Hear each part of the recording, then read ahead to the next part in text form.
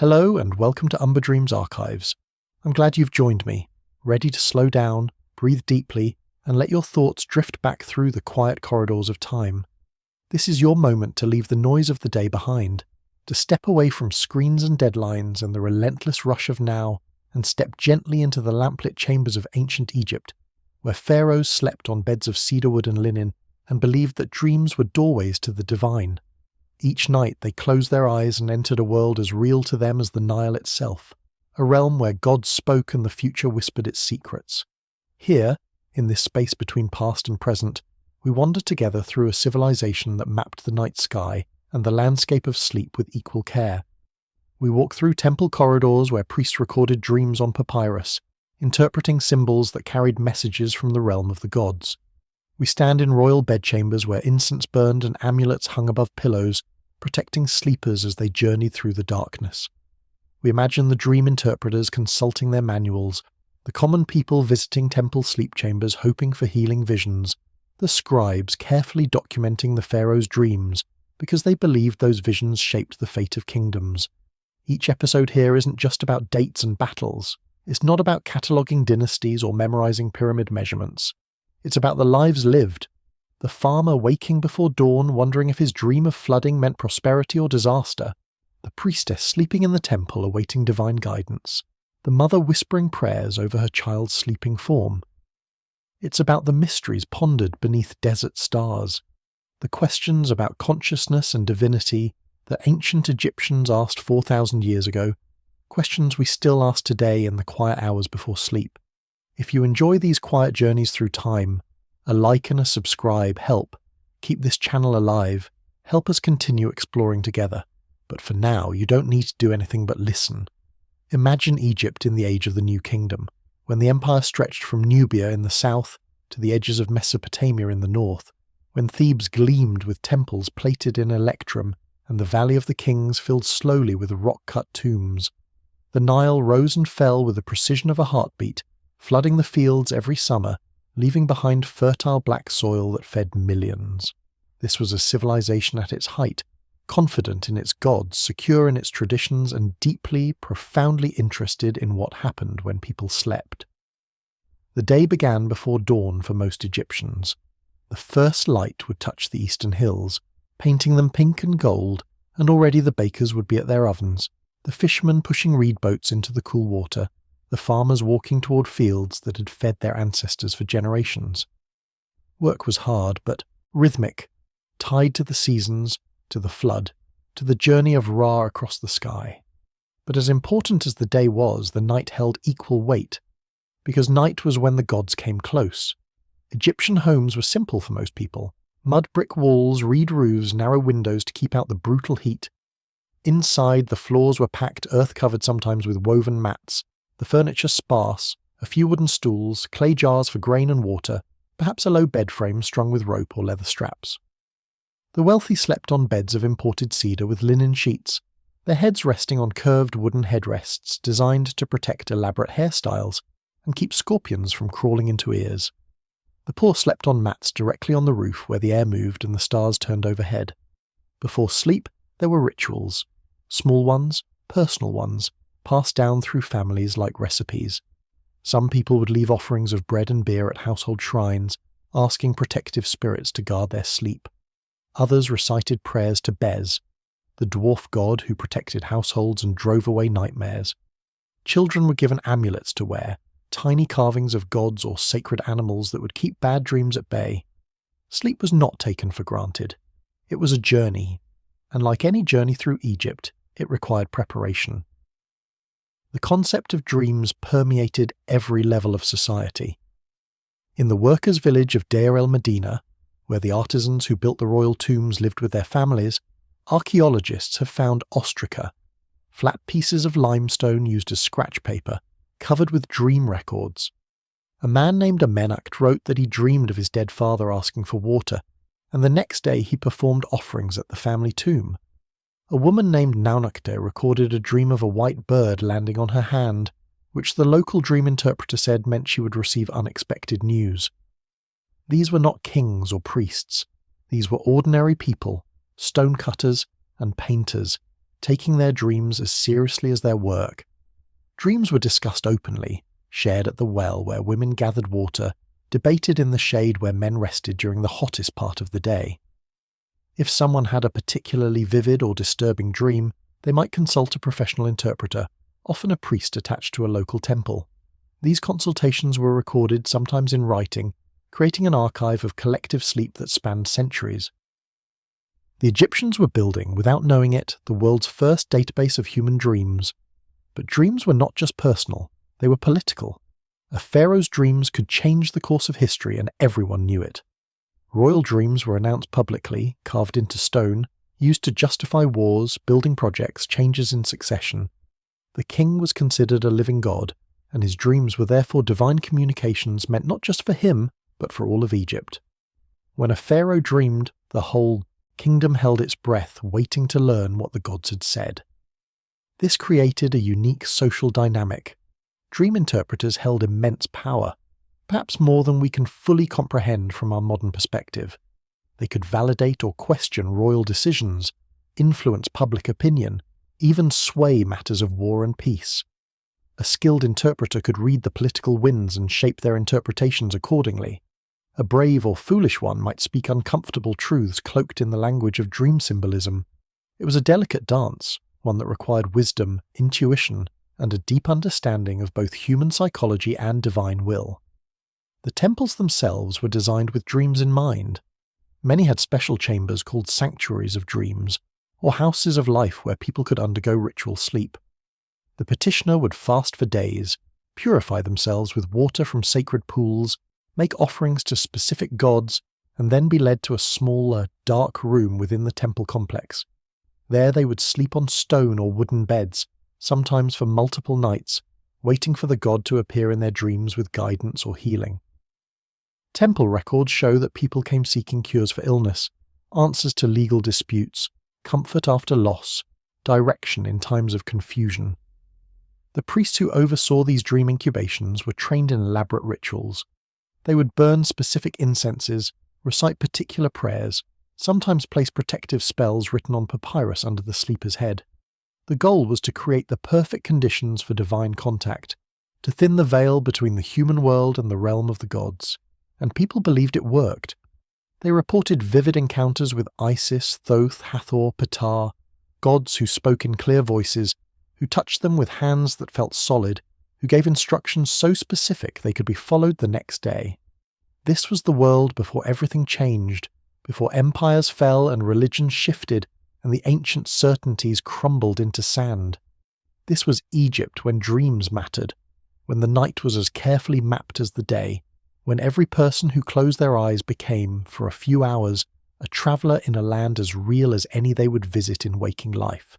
The stage was set, the rituals were in place, the dream interpreters waited in their temples, and above it all the pharaohs slept in their palaces, preparing to receive messages that would echo through eternity. The year was 1922, and Egypt was being dug up, not by Egyptians but by Europeans with money and ambition, men who arrived with permits from the colonial government, and teams of local workers searching for treasures to fill museums in London, Paris, Berlin, New York. The Valley of the Kings had just revealed the tomb of Tutankhamun, and the world had gone mad for ancient Egypt. Newspapers ran daily updates. Photographs of golden masks circulated like currency. Every archaeologist in Cairo was hoping to find the next great discovery. But the most important find of that era was not made in a royal tomb. It was made in a village, a small dusty settlement pressed against the hills on the west bank of the Nile, a place called Deir el-Medina. This was where the workers had lived, the men who carved and painted the tombs in the Valley of the Kings, the artisans who knew the secrets of the royal dead. Their village had been abandoned for thousands of years, its mud brick houses crumbling back into the desert, its streets filled with sand. To most archaeologists it was not glamorous enough, but to a few it was a gold mine. French Egyptologist Bernard Bruyère began excavating Deir el-Medina in 1922, the same year Howard Carter opened Tutankhamun's tomb. Bruyère was not looking for gold or jewels. He was looking for documents, for the everyday texts that would reveal how ordinary Egyptians lived and thought. What he found exceeded his wildest hopes. The village was full of ostraka, those limestone flakes and pottery shards that workers used for writing practice, shopping lists, personal letters, legal disputes, and most intriguingly dream records. Among the thousands of texts recovered, several stood out. They were written in hieratic script, the cursive form of hieroglyphics used for everyday writing, and they described dreams in careful detail. A painter named Camwaset recorded that he dreamed of painting the face of the god Ptah, and when he woke, he took it as a sign to volunteer for work on a temple mural. A stonecutter named Peniot wrote about dreaming that his house was filled with water, which a local priest interpreted as a coming blessing of abundance. Another worker, whose name is lost, described a recurring nightmare of being chased by a hippopotamus, a creature associated with the chaos goddess Taweret. But the real breakthrough came 6 years later, in 1928, when a separate papyrus collection was acquired by the British Museum. Among the texts was the Chester Beatty Dream Book, though it would take years for scholars to fully translate and appreciate what they had found. The papyrus had been purchased from a dealer, its original find spot uncertain, but it was clearly from Deir el-Medina or a similar community. It was not a royal text, but a working manual, perhaps owned by a professional dream interpreter who served the village and surrounding area. At first, the academic world did not know what to make of these discoveries. Dreams were not considered a serious subject for scholarly research.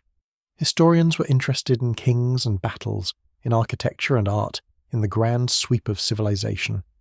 What people dreamed about seemed trivial, superstitious, not worthy of the same attention as a temple inscription or a diplomatic letter. Some scholars dismissed the dream papyri as evidence of primitive thinking, proof that ancient Egyptians were irrational and ruled by fear. But a few researchers saw something different. They recognized that the dream texts were sophisticated, organized, based on long observation and careful categorization. The Chester Beatty Papyrus alone contained over 100 dream scenarios with corresponding interpretations. It distinguished between good dreams and bad dreams, between visions sent by gods and those caused by demons. It even acknowledged that the same dream might mean different things for different people, depending on their social status. A dream of eating crocodile flesh was good for a priest, bad for a commoner. This was not blind superstition. This was a system. The texts also revealed something unexpected. Ancient Egyptians were recording dreams that sound remarkably familiar to modern dreamers.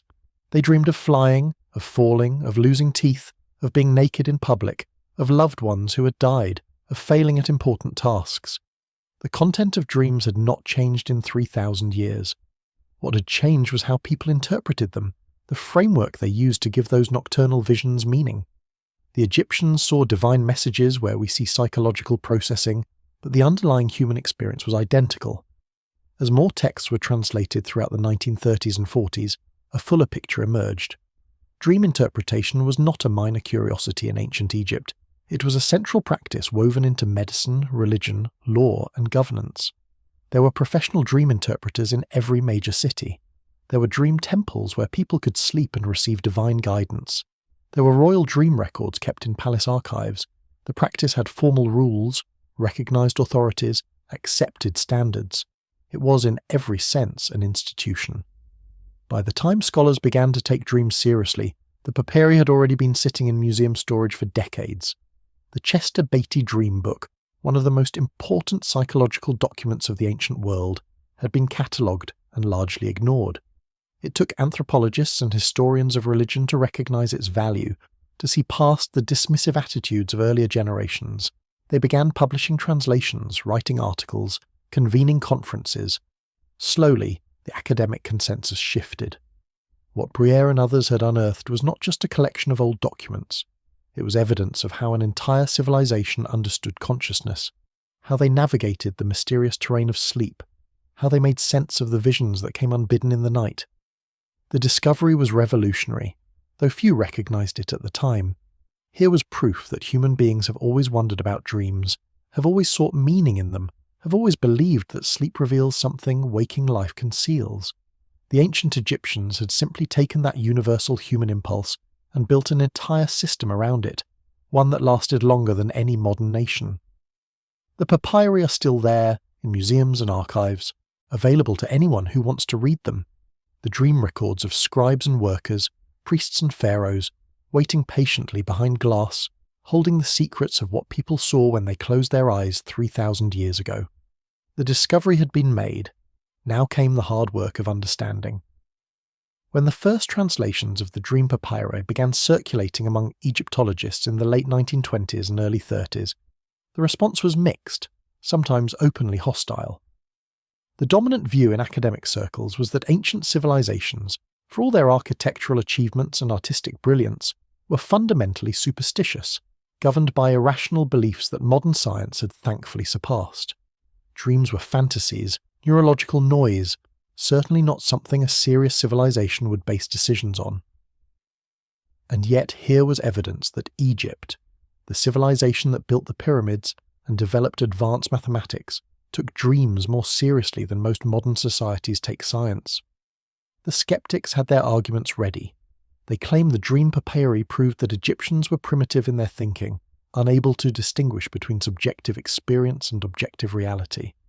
A respected professor at Oxford wrote in a journal article that the dream texts demonstrated a regrettable confusion between the natural and supernatural, a failure of rational thought that explained why Egypt eventually fell to more logical civilizations like Greece and Rome. The implication was clear: dream interpretation was evidence of backwardness, not sophistication. But there were others who looked at the same texts and saw something entirely different. A handful of scholars, influenced by the emerging field of psychology and the recent work of Sigmund Freud and Carl Jung, recognized that the Egyptians might have been onto something. Freud's interpretation of dreams had been published in 1900, arguing that dreams revealed unconscious desires and conflicts. Jung went further, suggesting dreams connected individuals to a collective unconscious shared by all humanity. Now here were ancient texts, predating modern psychology by 3 millennia, making similar claims that dreams mattered, that they revealed hidden truths, that they deserved careful analysis. One of the first scholars to take the Dream Papyri seriously was Serge Sauneron, a French Egyptologist who specialized in temple rituals and priestly practices. Sauneron spent years studying the dream incubation chambers found in various Egyptian temples, correlating archaeological evidence with textual records. What he discovered fascinated him. The temples were not just places of worship, they were functioning dream clinics where people came for therapeutic sleep. The rituals were elaborate, the architectural design deliberate, everything calibrated to create the optimal conditions for meaningful dreams. This was not superstition, Sauneron argued, this was applied psychology. Around the same time, a Belgian scholar named Adolf Ehrman published a detailed analysis of the Chester Beatty Dream Book, noting its systematic approach and internal consistency.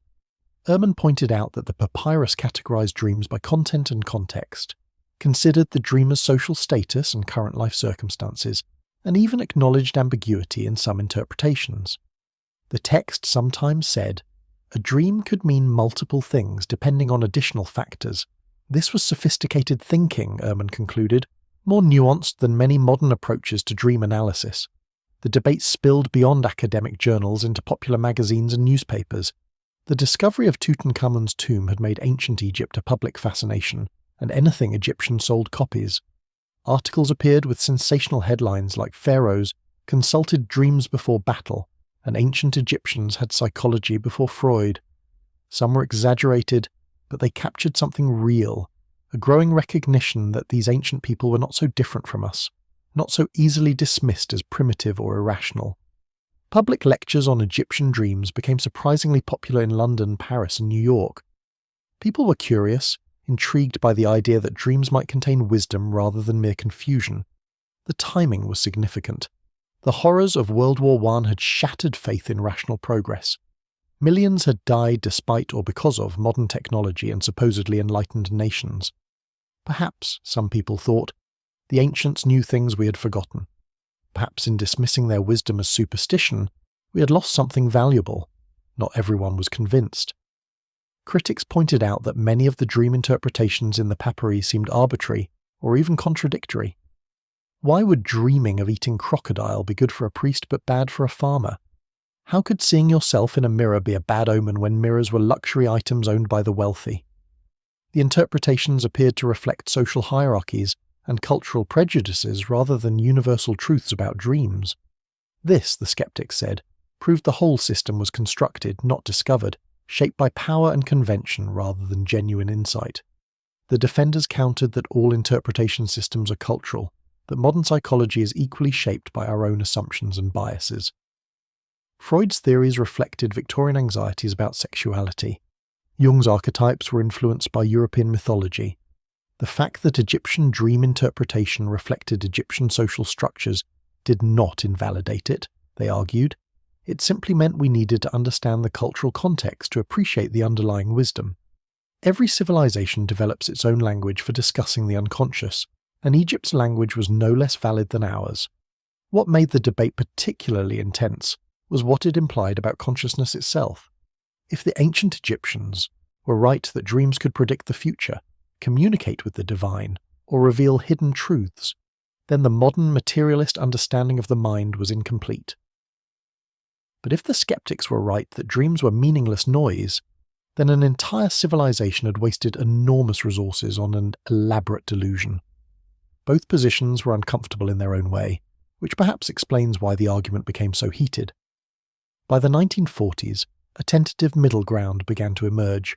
Most scholars accepted that the dream papyri were historically significant, revealing important aspects of Egyptian religion and daily life, even if the dreams themselves were not literally prophetic or divine. The texts were valuable as cultural documents, windows into how an ancient people understood consciousness and sought meaning in their experiences. Whether the dreams actually worked in the way Egyptians believed mattered less than the fact that belief shaped their entire society. But the wonder remained. Those who actually read the papyri, who spent time with the careful handwriting of ancient scribes, recording their nightly visions, often found themselves moved by something unexpected. The dreams were so human, so familiar. The anxieties about status and family, the hope for divine contact, the fear of death and chaos, the longing for meaning, all of it recognizable across the gulf of 3,000 years. Whatever else they were, the dream texts were proof that we have always wondered what happens when we close our eyes, have always hoped that sleep might reveal something waking life conceals, and in that wondering, in that hope, the ancient Egyptians, and we are kin. The ancient Greeks who wrote about Egypt painted a particular picture. Herodotus, travelling the Nile in the 5th century before the Common Era, described Egyptians as the most religious people on earth, obsessed with rituals and superstitions, afraid of the dark forces that lurked beyond the ordered world. He wrote of their animal cults, their elaborate funerary practices, their endless festivals honouring gods with unpronounceable names. The impression he left, and that other Greek writers reinforced, was of a civilization drowning in irrational beliefs, powerful despite itself, great because of its antiquity rather than its wisdom. This view persisted for centuries, amplified by Roman writers, medieval scholars, and eventually European colonizers who saw themselves as bringing enlightenment to a backwards land. The dream papyri, when first discovered, seemed to confirm these old prejudices. Here was evidence that Egyptians consulted dreams before making important decisions, that they believed gods spoke through sleep, that they paid interpreters to decode nocturnal visions. Surely this proved what the Greeks had said, that Egypt was a civilization ruled by superstition rather than reason. But a closer examination of the text revealed something the Greek accounts had missed or deliberately misrepresented. The Egyptian approach to dreams was not irrational, it was systematic. The dream books did not simply declare that all dreams were divine messages requiring blind obedience. Instead, they categorized dreams, distinguished between types, acknowledged exceptions, and built interpretations on observed patterns.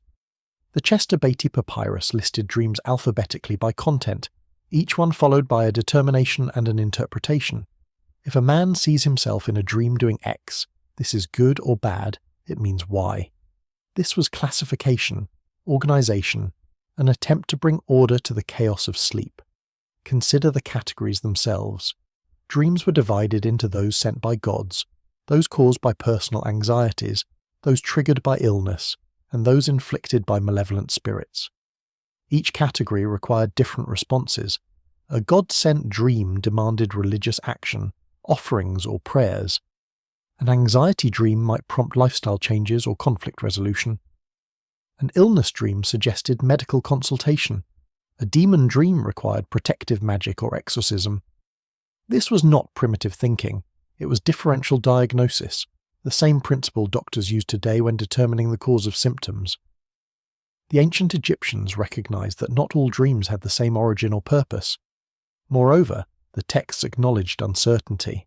Some dream interpretations included phrases like, "This may mean," or possibly indicating that the interpreters understood they were working with probabilities, not certainties. They recognized that context mattered, that personal circumstances affected meaning, that interpretation was an art requiring judgment and experience. A professional dream interpreter, a master of the secret things, spent years in training, studying under established practitioners, learning not just the standard interpretations but how to adapt them to individual cases. This was apprenticeship, specialization, professional standards. The contradiction deepened when scholars began comparing Greek and Egyptian sources directly. Greek writers claimed Egyptians were fatalistic, believing everything was predetermined by the gods, that humans had no agency in shaping their destinies. Yet the dream Papyri told a different story. They included spells and rituals for changing the outcome of bad dreams, for turning negative prophecies into positive ones, for protecting oneself against evil visions. One text described how to write a dream on linen, soak it in beer mixed with herbs, and drink it to nullify the dream's power. This was not fatalism. This was active intervention, a belief that humans could negotiate with fate. There were also dreams about everyday concerns that had nothing to do with gods or prophecy. Workers dreamed about their bosses, about wages owed, about disputes with neighbours. Women dreamed about their children, about household management, about relationships with in-laws. These dreams were recorded alongside divine visions with no apparent hierarchy. The Egyptian mind did not sharply separate the sacred from the mundane the way Greek philosophy would later insist. Dreams could be both ordinary and extraordinary, both psychological and prophetic, both human and divine. The categories overlapped, blurred, intertwined. What the Greeks had interpreted as confusion, the Egyptians might have understood as complexity. Life itself was not neatly divided into rational and irrational, natural and supernatural. The Nile flood was both a physical phenomenon and the tears of Isis. The sun was both a celestial body and the god Ra sailing his bark across the sky. Dreams were both neurological events and messages from beyond. To insist on choosing one explanation over the other would have seemed to an Egyptian a failure of imagination, a refusal to acknowledge the fullness of reality. This raised an uncomfortable question for modern scholars. Were the Greeks who mocked Egyptian beliefs simply displaying their own cultural limitations? Greek philosophy prized logic, categorization, the clear distinction between truth and falsehood. But perhaps some truth cannot be captured by logic alone. Perhaps some aspects of human experience require different ways of knowing. The Egyptians had developed one such way, treating dreams as a legitimate source of knowledge alongside observation and reason. The Greeks rejected this approach, establishing the foundation for Western philosophy and science, but in doing so, had they lost something? The dream papyri revealed that Egyptians were not the superstitious primitives of Greek legend. They were sophisticated thinkers who developed a complex system for understanding consciousness, one that integrated religion, psychology, medicine, and social order. The system may seem strange to us, but it worked for them, providing meaning, guidance, and comfort for thousands of years. The legend said Egypt was irrational. The reality, preserved in fragile papyrus and limestone fragments, told a more complicated and more interesting story. The ancient Egyptians were not afraid to take dreams seriously, to explore the night as carefully as they mapped the stars, to believe that wisdom could come from the unconscious as well as the conscious mind.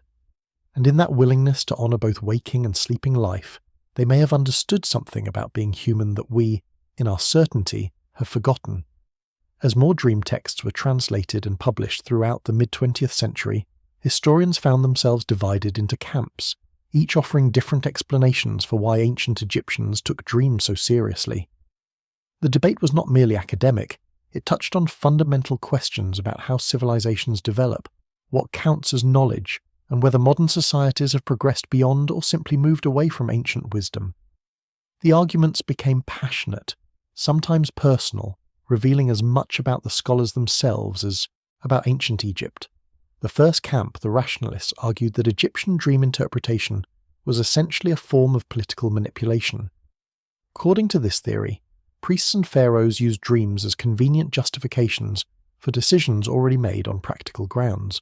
A king who wanted to wage war would claim a god had commanded it in a dream, making opposition seem sacrilegious. A priest who opposed a policy would interpret the pharaoh's dream negatively, forcing a change of course. Dreams were tools of power, they said, propaganda dressed in religious language. The common people believed because they were kept ignorant, while the elite cynically exploited that belief. This theory had evidence to support it. Royal inscriptions sometimes seemed suspiciously convenient. Thutmose IV claimed the Sphinx spoke to him in a dream, legitimizing his controversial claim to the throne. Rameses II reported dreams before major military campaigns that always predicted victory. The timing was too perfect, the rationalists argued. These were fabricated visions designed to rally troops and intimidate enemies. The dream texts were not records of genuine experiences but carefully crafted propaganda, no different from modern political speeches that invoke divine blessing. The second camp, the religious scholars, offered a different interpretation. They argued that Egyptians genuinely believed in divine communication through dreams, and that this belief shaped their entire worldview. Dreams were not cynical inventions, but sincere attempts to understand the will of the gods. The elaborate rituals, the professional interpreters, the dream temples, all reflected a culture that took spiritual experience seriously. To dismiss this as manipulation was to impose modern cynicism on ancient faith, to assume that because we no longer believe in direct divine communication, the ancients must not have either. This group pointed to the personal dream records found at Deir el-Medina. These were not royal propaganda but private writings, often mundane or embarrassing. A worker recording his nightmare about failing at his job was not manipulating anyone, he was processing anxiety. A woman writing about her dream of a dead relative was not exercising political power, she was grieving. The sheer volume of ordinary dream records suggested that belief was widespread and genuine, not confined to a cynical elite. People really did think God spoke through sleep, and they organized their lives accordingly. The third camp, the proto-psychologists, saw Egyptian dream interpretation as an early form of psychological insight. They noted parallels between ancient Egyptian practices and modern therapeutic techniques. Dream incubation in temples resembled contemporary sleep therapy. The categorization of dreams by type paralleled diagnostic frameworks. The recognition that dreams reflected personal anxieties anticipated Freudian theory. Perhaps, these scholars argued, Egyptians had discovered empirical truths about human psychology and expressed them in religious language because they lacked our scientific vocabulary. This theory gained support from comparisons with other ancient cultures. The Greeks had similar dream temples called Asclepieion, where sick people slept seeking healing visions. The Romans consulted dream interpreters before important decisions. Indigenous cultures worldwide have traditions of vision quests and dream guidance. Maybe, the proto-psychologists suggested, all these practices reflected a universal human intuition that sleep provides access to knowledge unavailable to the waking mind.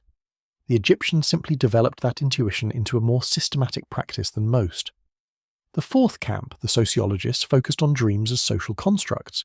They argued that what mattered was not whether dreams were truly divine or psychological, but how belief in dreams functioned within Egyptian society. Dream interpretation created professional roles, gave structure to religious institutions, provided a language for discussing power and legitimacy, offered comfort in times of uncertainty. Dreams were real in their social effects regardless of their metaphysical status. A pharaoh's dream that changed policy changed lives, whether the dream came from a god or the pharaoh's own subconscious. This perspective emphasized how dream interpretation reinforced social hierarchies. The dream books specified different meanings based on the dreamer's status. A priest dreaming of eating bread had a different interpretation than a farmer dreaming the same thing. This was not accidental, the sociologists argued. It was ideology disguised as divination. The system taught people that their social position was cosmically ordained, visible even in their dreams. A worker who dreamed of becoming pharaoh would find that dream interpreted negatively, as a warning against ambition. Social control through sleep. A fifth camp, smaller but persistent, argued that we should take Egyptian claims at face value. Perhaps dreams really could predict the future, communicate with the divine, access knowledge beyond normal perception. This position was unpopular in academic circles, considered unscientific, but it had its advocates. They pointed to documented cases of seemingly prophetic dreams, to the consistency of certain symbols across cultures, to the enduring human sense that dreams mean something. Maybe, they suggested tentatively, the Egyptians were right and we are wrong. Maybe we have traded genuine wisdom for a comforting materialism that cannot explain consciousness. The debates raged in journals and conferences, each camp marshalling evidence, attacking opposing theories, defending their positions. But as the decades passed, a strange consensus began to emerge. Most scholars came to accept that the answer was probably all of the above.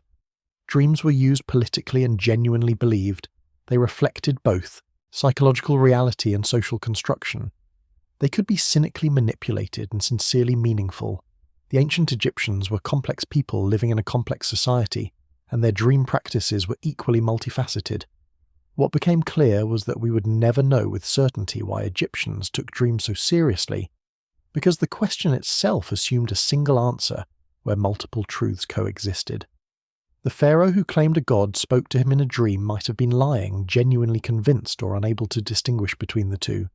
The dream interpreter who charged fees might have been a con artist, a sincere priest, or someone who believed in the gods but also appreciated the income. Human motivations are rarely pure, rarely simple, and 3,000 years of distance makes certainty impossible. But perhaps that uncertainty is itself a lesson. The dream papyri survived because they were important to the people who wrote them, regardless of why. They reflect a civilization that believed sleep mattered, that took the inner life seriously, that tried to find meaning in visions that came unbidden in the night. And in that effort, sincere or cynical, psychological or divine, the ancient Egyptians joined a conversation about consciousness that continues today, every time we wake from a strange dream and wonder what it meant. The process of understanding Egyptian dreams did not end with finding papyri and arguing over theories. It required painstaking detective work, cross-referencing different types of evidence, combining archaeology with linguistics, temple inscriptions with medical texts, royal propaganda with workers' graffiti. Scholars had to become investigators, following clues across thousands of years, reconstructing a practice that left only fragments behind. The first breakthrough came from correlating dream texts with temple architecture. Egyptologist Serge Sauneron spent years documenting the physical layout of dream incubation chambers in temples across Egypt. At the Temple of Hathor in Dendera, he found small rooms built into the rear of the structure, accessible only through narrow passages, deliberately isolated from the main worship areas. The rooms were plain, austere, with stone platforms built against the walls, no decoration, no windows, designed for darkness and silence. These were sleeping chambers, Sauneron concluded, places where petitioners came to receive dreams. Inscriptions on the walls confirmed this interpretation. One text described how supplicants should purify themselves for 3 days before entering, abstaining from meat and sexual activity, washing in sacred pools. Another listed offerings to be made to the goddess, bread, beer, and incense, before lying down to sleep. The goal was clearly stated to receive a vision from Hathor herself, to see the goddess in dreams and receive her guidance. This was not metaphor, it was literal expectation. People genuinely came to these temples hoping to dream of the divine, but the investigation deepened when researchers began examining the chemical residues found in these chambers. Modern archaeological techniques, unavailable to earlier scholars, allowed analysis of soot deposits, organic remains, traces of substances burned or consumed. What they found was fascinating. The temples had burned kaiphai, a sacred incense made from honey, wine, myrrh, juniper berries, and other ingredients. Some of these components, particularly when burned and inhaled in an enclosed space, have mild psychoactive properties. They induce relaxation, vivid mental imagery, altered states of consciousness. The ancient Egyptians may not have understood the chemistry, but they clearly understood the effects. The dream incubation process was designed to maximize the chance of vivid dreams, combining sensory deprivation with aromatic compounds, fasting with expectation, isolation with ritual. Modern sleep laboratories would recognize this as effective dream engineering, creating conditions known to increase REM sleep and dream recall. The Egyptians had discovered, through trial and error, techniques that contemporary science can now explain. Meanwhile, other researchers focused on the dream interpretation manuals themselves, looking for patterns in how meanings were assigned. A scholar named John Ray noticed that many interpretations involved wordplay, puns in the Egyptian language that would have been obvious to ancient readers but were invisible in translation. For example, the word for cat sounded similar to the word for harvest. A dream of seeing a cat was interpreted as predicting a good harvest, not because of any inherent connection between cats and agriculture, but because the words rhymed. This was linguistic association, a mnemonic device that helped interpreters remember standard meanings. Other patterns emerged from statistical analysis. A team of researchers catalogued every dream in the Beatty Papyrus and similar texts, looking for commonalities. They found that dreams involving height were usually positive: climbing, flying, seeing oneself large. Dreams involving descent or smallness were negative: falling, shrinking, descending into pits. Dreams of light and whiteness were good, darkness and blackness bad. These associations reflected Egyptian cosmology, where the sky was the realm of gods and the underworld was chaos, but they also mirror psychological patterns found across cultures: height as achievement, descent as failure, light as clarity, darkness as confusion. The investigation also required understanding the scribes who wrote the dream texts. Paleographic analysis, studying handwriting styles, revealed that the Beatty Papyrus was copied by at least 2 different scribes, possibly 3. One section was written in a neat, careful hand suggesting a professional copyist. Another section was messier, with corrections and erasures, perhaps a student practicing or an owner adding personal notes. The manuscript was not a fixed text but a living document, updated and personalized over time. This told researchers that dream interpretation was not rigid dogma, but flexible practice, adapted by individual practitioners. Cross-referencing with medical papyri provided another layer of understanding. Egyptian medical texts frequently mentioned dreams as diagnostic tools. The Ebers Papyrus, one of the oldest medical documents in existence, included instructions for interpreting dreams of illness. If a patient dreamed of drinking warm beer, it indicated liver disease. Dreams of eating donkey meat suggested digestive problems. These were not supernatural interpretations but empirical observations, doctors noticing that certain dreams correlated with certain ailments. The dreaming mind, they had discovered, sometimes noticed physical problems before the waking mind did. Legal texts added yet more context. Court records from Deir el-Medina mentioned dreams as evidence in disputes. One case involved a worker who claimed he had been warned in a dream not to work on a particular tomb, and he was suing for lost wages after being forced to work there anyway. The court took the dream seriously, debating whether it constituted valid grounds for refusing work. Another case involved a woman who dreamed her neighbour had stolen property, leading to an investigation that discovered the theft was real. Dreams were legally relevant, part of the evidentiary landscape. Letters between family members, preserved on ostraca and papyrus, frequently mentioned dreams. A father writing to his son warned him about a bad dream the father had experienced concerning the son's health, urging him to make protective offerings. A husband wrote to his wife describing a dream that convinced him to return home early from a business trip. These were not formal religious documents but casual correspondence, showing that dream discussion was normal, expected part of everyday family communication. Slowly, piece by piece, the investigation reconstructed how dream interpretation actually worked in ancient Egypt. It was not a single monolithic system, but a collection of practices, some formal and others informal, some religious and others practical, some universal and others personal. Priests in temples performed elaborate rituals. Professional interpreters consulted standardized manuals. Families passed down traditional meanings. Individuals developed their own symbolic vocabularies.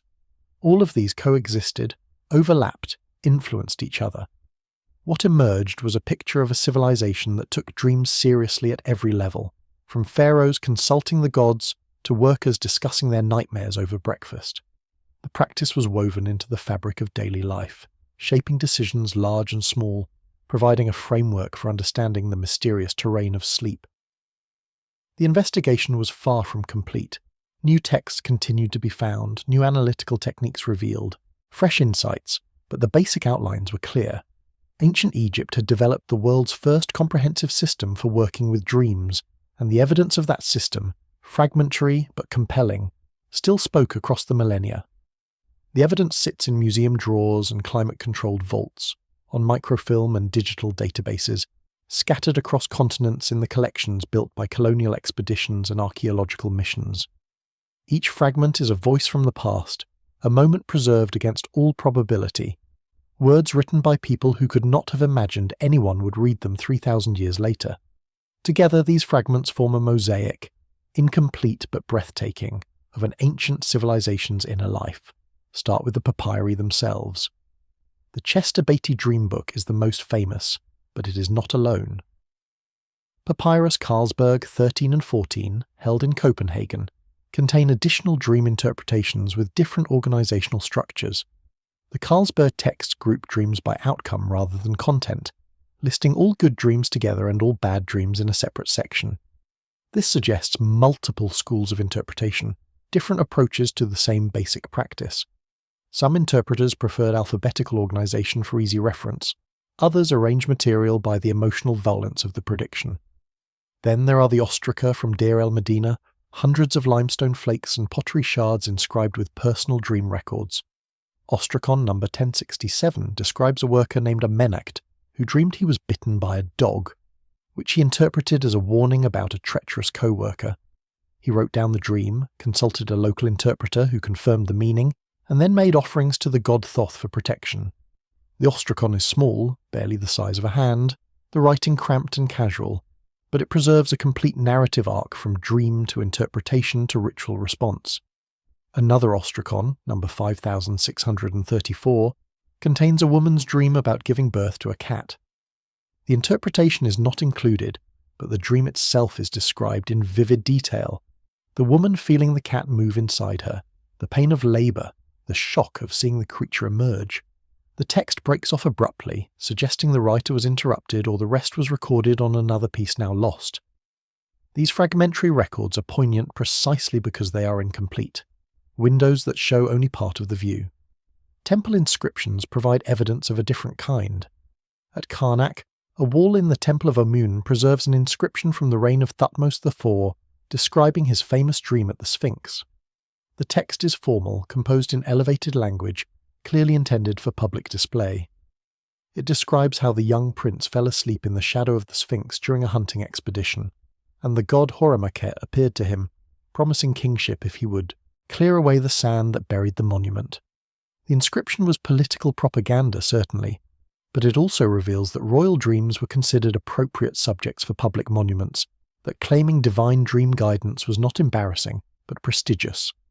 At the Temple of Hatshepsut at Deir el-Bahari, reliefs depict the female pharaoh's divine conception, shown as a dream vision received by her mother. The god Amun appears in the dream, taking the form of her husband, and from this union Hatshepsut was born. The imagery is remarkable, carefully carved and originally painted in bright colours, showing the Queen Mother sleeping while divine figures hover above her bed. This is dream theology made visual, the claim that dreams could be vehicles for divine intervention in human affairs. Medical papyri provide more pragmatic evidence. The Edwin Smith surgical papyrus, dating to around 1600 before the Common Era, includes a section on diagnosing head injuries that mentions dreams as symptoms. If a patient dreams of seeing his skull split open, it indicates a serious fracture. If he dreams of wandering in familiar places but unable to find his way home, it suggests brain damage affecting memory and orientation. These observations are clinically sophisticated, recognizing that dream content can reflect neurological conditions, that the sleeping brain sometimes knows what the waking mind has not yet recognized. The Ebers Papyrus goes further, listing dreams as both symptoms and diagnostic tools. It describes how to interpret a patient's report of recurring nightmares, linking specific dream content to specific ailments. Dreams of drowning suggest fluid in the lungs. Dreams of being unable to speak indicate throat inflammation. Some of these associations seem arbitrary, but others align with what modern medicine knows about how the body signals distress during sleep. The unconscious mind monitors physical state, and sometimes expresses concerns through dream imagery. Letters preserved on papyrus add another dimension. A letter from the late New Kingdom, sender and recipient both unknown, describes a man writing to his brother about a troubling dream. He dreamed their father, long dead, appeared asking why offerings at his tomb had been neglected. The brother is urged to immediately perform the necessary rituals. This is not theology or medicine, but family duty, the obligations of the living to the dead expressed through the language of dreams. The father's appearance in the dream is treated as a real visit, not a psychological phenomenon, the dead reaching out through the boundary of sleep. Magical texts provide yet more evidence. The Papyrus Harris Magical includes spells specifically for dealing with bad dreams. One spell involves writing the dream on a strip of linen with fresh ink, tying the linen around a ball of clay mixed with barley and herbs, and casting it into a fire while reciting an incantation to the god Thoth. The goal was to nullify the dream's prophetic power, to prevent it from manifesting in waking reality. This reveals that Egyptians believed dreams could be changed, that they were not fixed predictions but malleable possibilities. Burial goods add archaeological evidence. Several tombs have been found containing small wooden headrests, inscribed with protective spells against nightmares. The headrests were placed under the neck during sleep, carved with images of Bes, the dwarf god who protected sleepers, and inscribed with prayers asking for pleasant dreams. Some headrests had hollow compartments where papyrus spells could be stored, placing protective magic literally beneath the dreamer's head. These were not religious symbols but practical tools, used nightly by people who believed sleep required defense. Even graffiti contributes to the evidence. On the walls of the Valley of the Kings, ancient tourists who visited the already ancient tombs left inscriptions describing dreams they had after sleeping in the valley. One visitor from the Roman period wrote in Greek that he dreamed of meeting Rameses the Great, who gave him advice about managing business affairs. Another claimed to have dreamed of the tomb's original owner, who showed him where additional treasure was hidden. These are later texts, written long after pharaonic civilization had declined, but they show the persistence of the belief that sacred places generated significant dreams. All of this evidence, fragmentary, scattered, written in different scripts and languages, by pharaohs and workers, priests and patients, the living and the dead, forms a composite picture. Ancient Egypt was a civilization where dreams mattered, where people wrote them down, analysed them, acted on them, feared them, sought them, tried to change them. The fragments that survive are a tiny fraction of what once existed.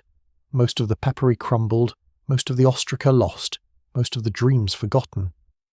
But enough remains to know that when the ancient Egyptians closed their eyes, they entered a world they believed was as real and important as the one they woke to, and they left us the evidence to prove it.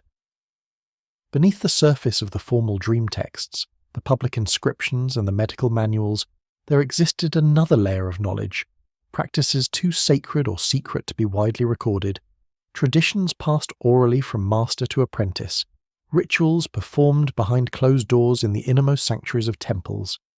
This hidden dimension of Egyptian dream culture is harder to access, preserved only in fragments, hints, and archaeological traces, but it may be the most important part of the story. The first clue comes from titles. In temple hierarchies, certain priests bore the designation Scribe of the House of Life or Master of the Secret Things. These titles appeared in tomb inscriptions and on administrative documents, but the duties associated with them were never explicitly described. The houses of life were special scriptoria within major temples, libraries, and workshops, where sacred texts were copied, spells composed, and esoteric knowledge preserved. Not all priests had access to these spaces, only those initiated into specific mysteries. What happened there was deliberately kept from public record. Archaeological evidence from these houses of life is sparse. The chambers were usually simple rooms with little decoration, but what has been found is suggestive. At the Temple of Dendera, excavations uncovered a chamber with walls covered in hieroglyphic texts too worn to fully translate, but certain phrases are legible. One mentions the opening of the ways of sleep, another refers to the 7 gates of the dream realm, a third describes rituals performed at specific planetary alignments to enhance dream prophecy. This was not the standardized dream interpretation found in public manuals.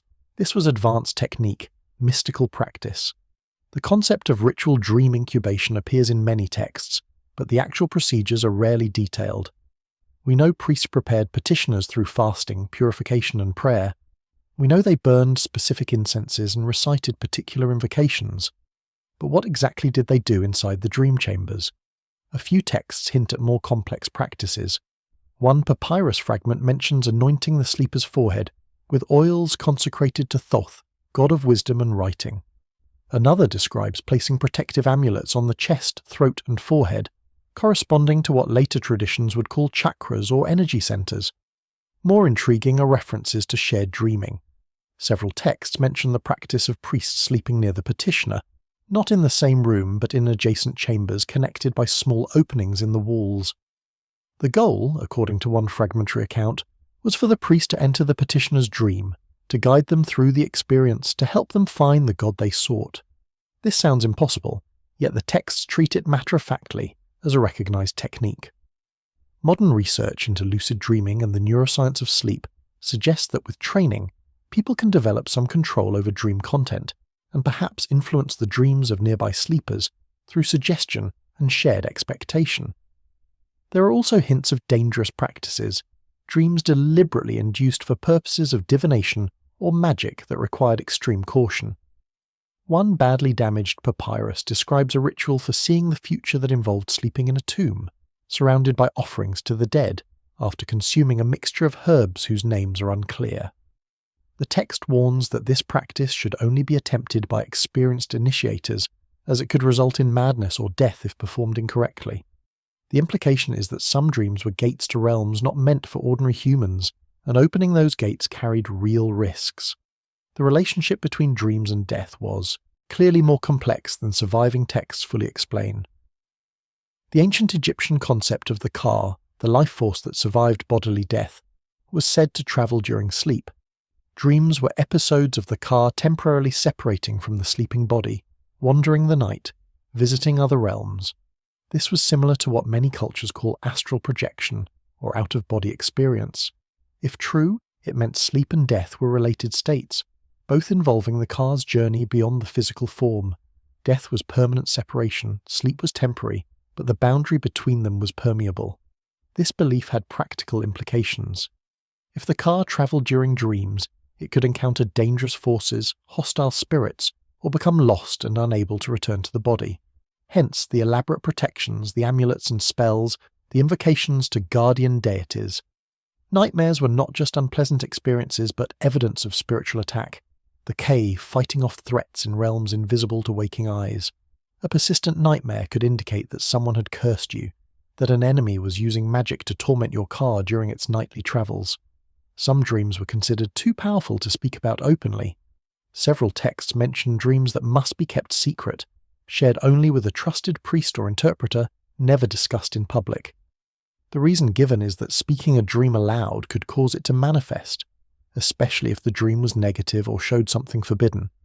This suggests that Egyptians believed words had creative power, that naming something made it more real, and that dreams existed in a liminal state between possibility and actuality.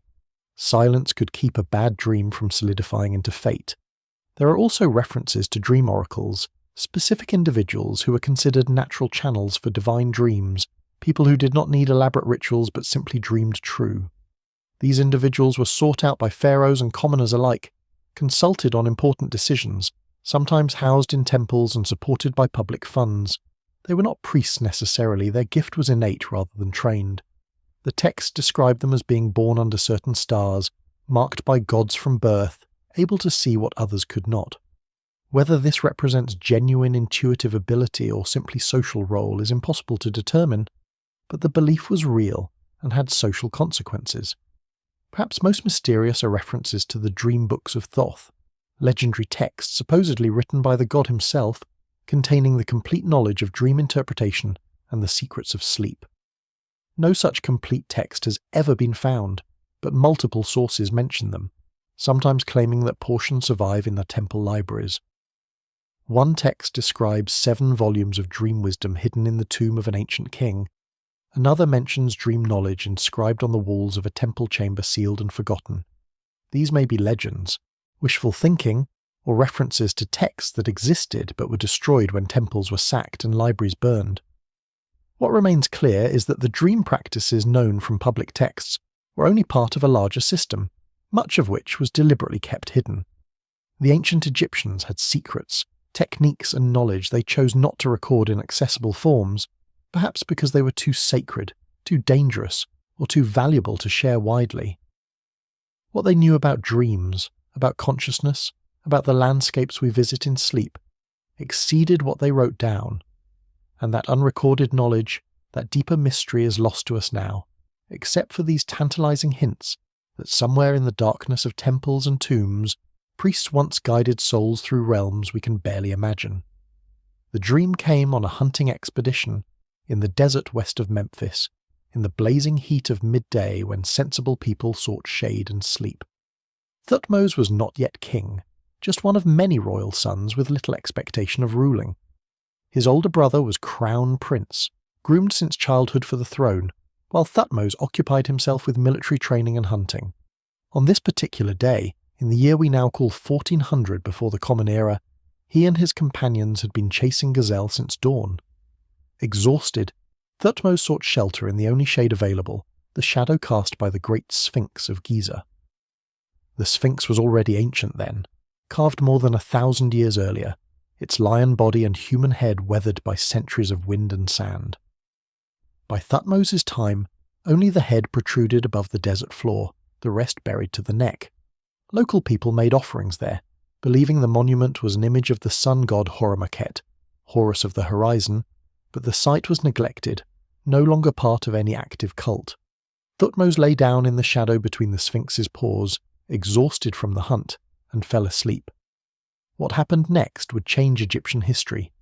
Thutmose later commissioned a granite stela, placed between the Sphinx's paws where it still stands today, describing his dream in formal hieroglyphic script. The god spoke to him, or so the inscription claims.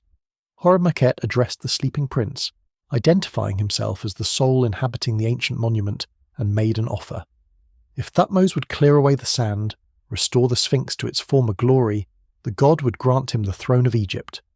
The dream was vivid, the voice clear, the promise specific.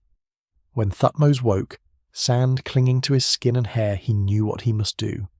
The problem was that Thutmose had no legitimate path to kingship. His brother was healthy, politically secure, supported by powerful factions at court.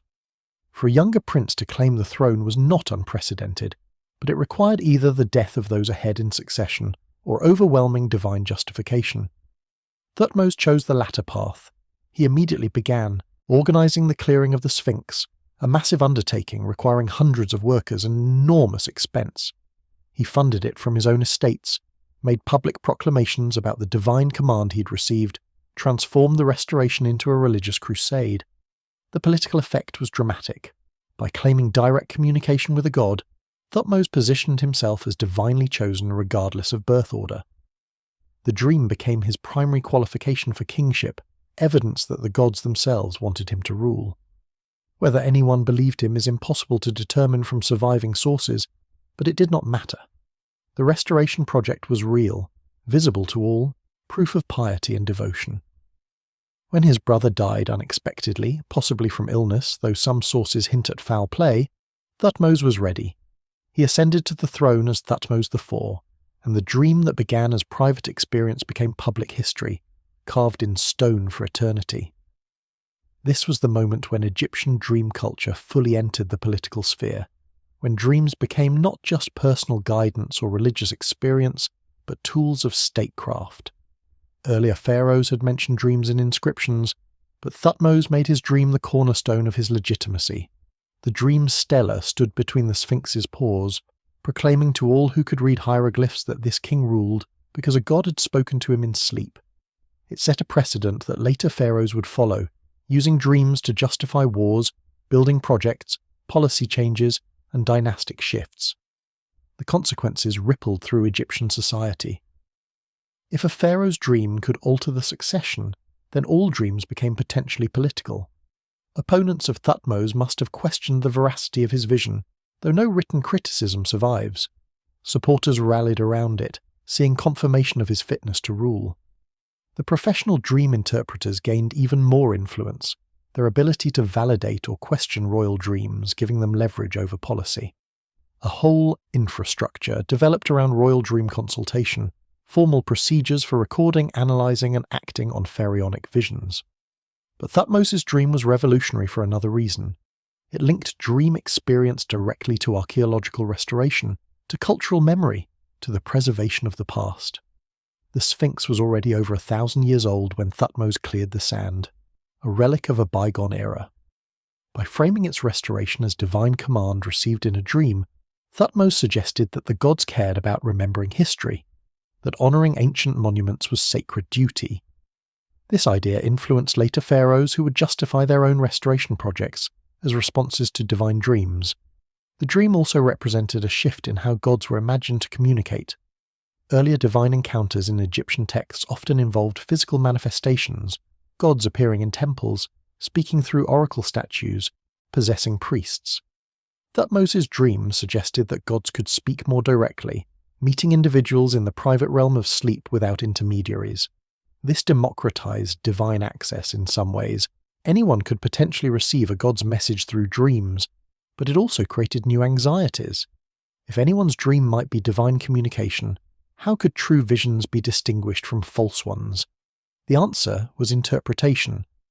Professional dream readers became gatekeepers, determining which dreams were genuinely divine and which were mere fantasies or demon-sent deceptions. Their power increased dramatically, and with it came competition, disputes between different schools of interpretation, accusations of fraud or incompetence. The dream texts themselves multiplied during this period, suggesting a boom in the profession. The Beatty Papyrus likely dates from shortly after Thutmose's reign, part of the explosion of interest in dream science sparked by his famous vision. But beyond politics and power, Thutmose's dream represented something more personal and profound. He was a young man, uncertain of his future, resting in the shadow of a monument built by ancestors so distant they seemed mythical. In that liminal state between waking and sleeping, exhausted from the hunt, he heard a voice offering him everything he secretly desired. Was it truly divine?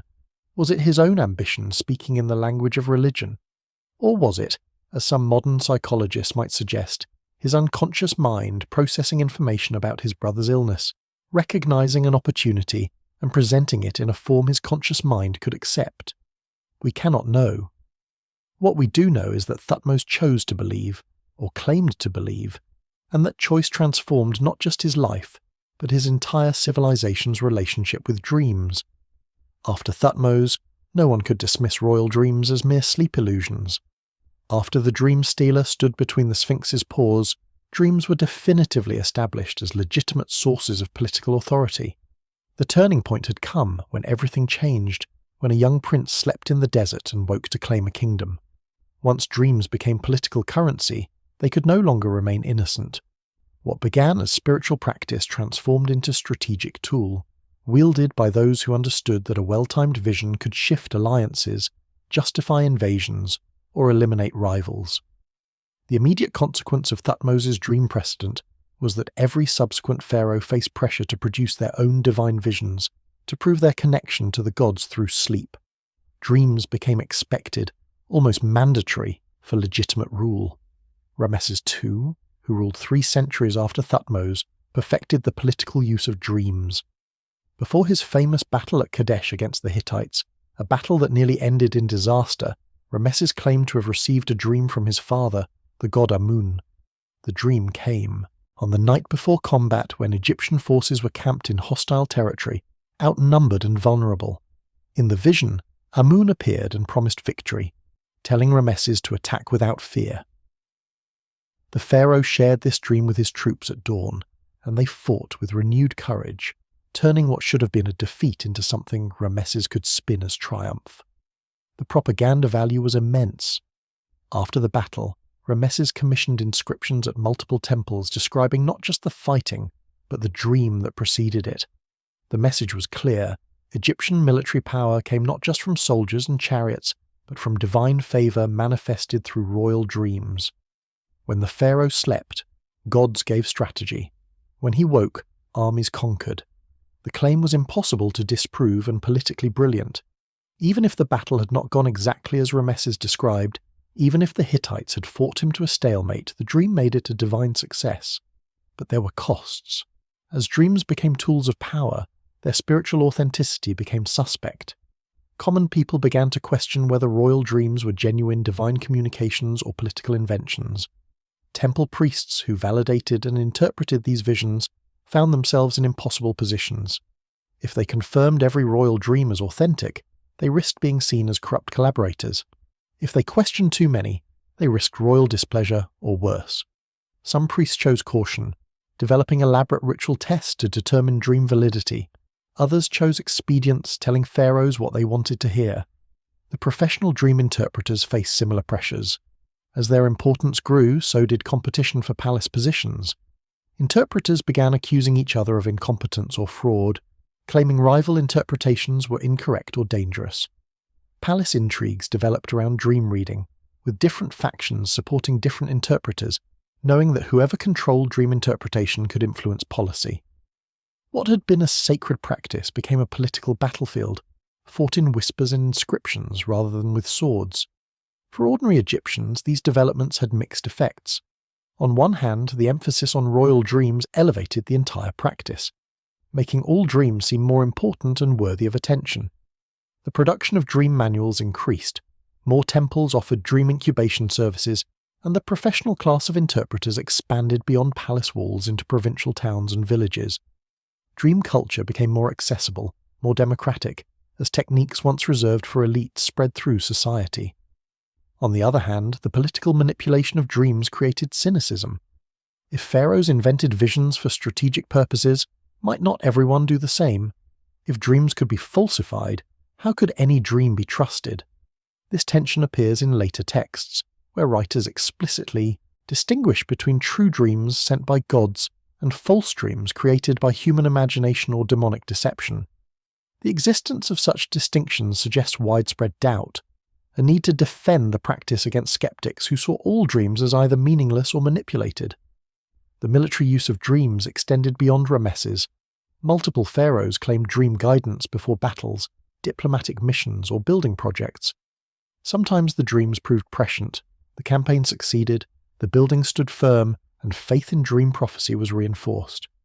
Other times the dreams were spectacularly wrong, promising victories that turned into defeats, predicting prosperity that ended in famine. Yet even failed prophecies could be explained away. The interpreters had misread the signs, the pharaoh had not performed the proper rituals, evil magic had interfered with divine communication. The system was self-sustaining, flexible enough to accommodate both success and failure. Meanwhile, dreams influenced not just military matters but succession disputes, always a source of conflict in hereditary monarchies. Multiple times in Egyptian history, younger sons claimed the throne based on divine dreams, following Thutmose's precedent. Sometimes these claims led to peaceful transitions, the court accepting dream authority as legitimate.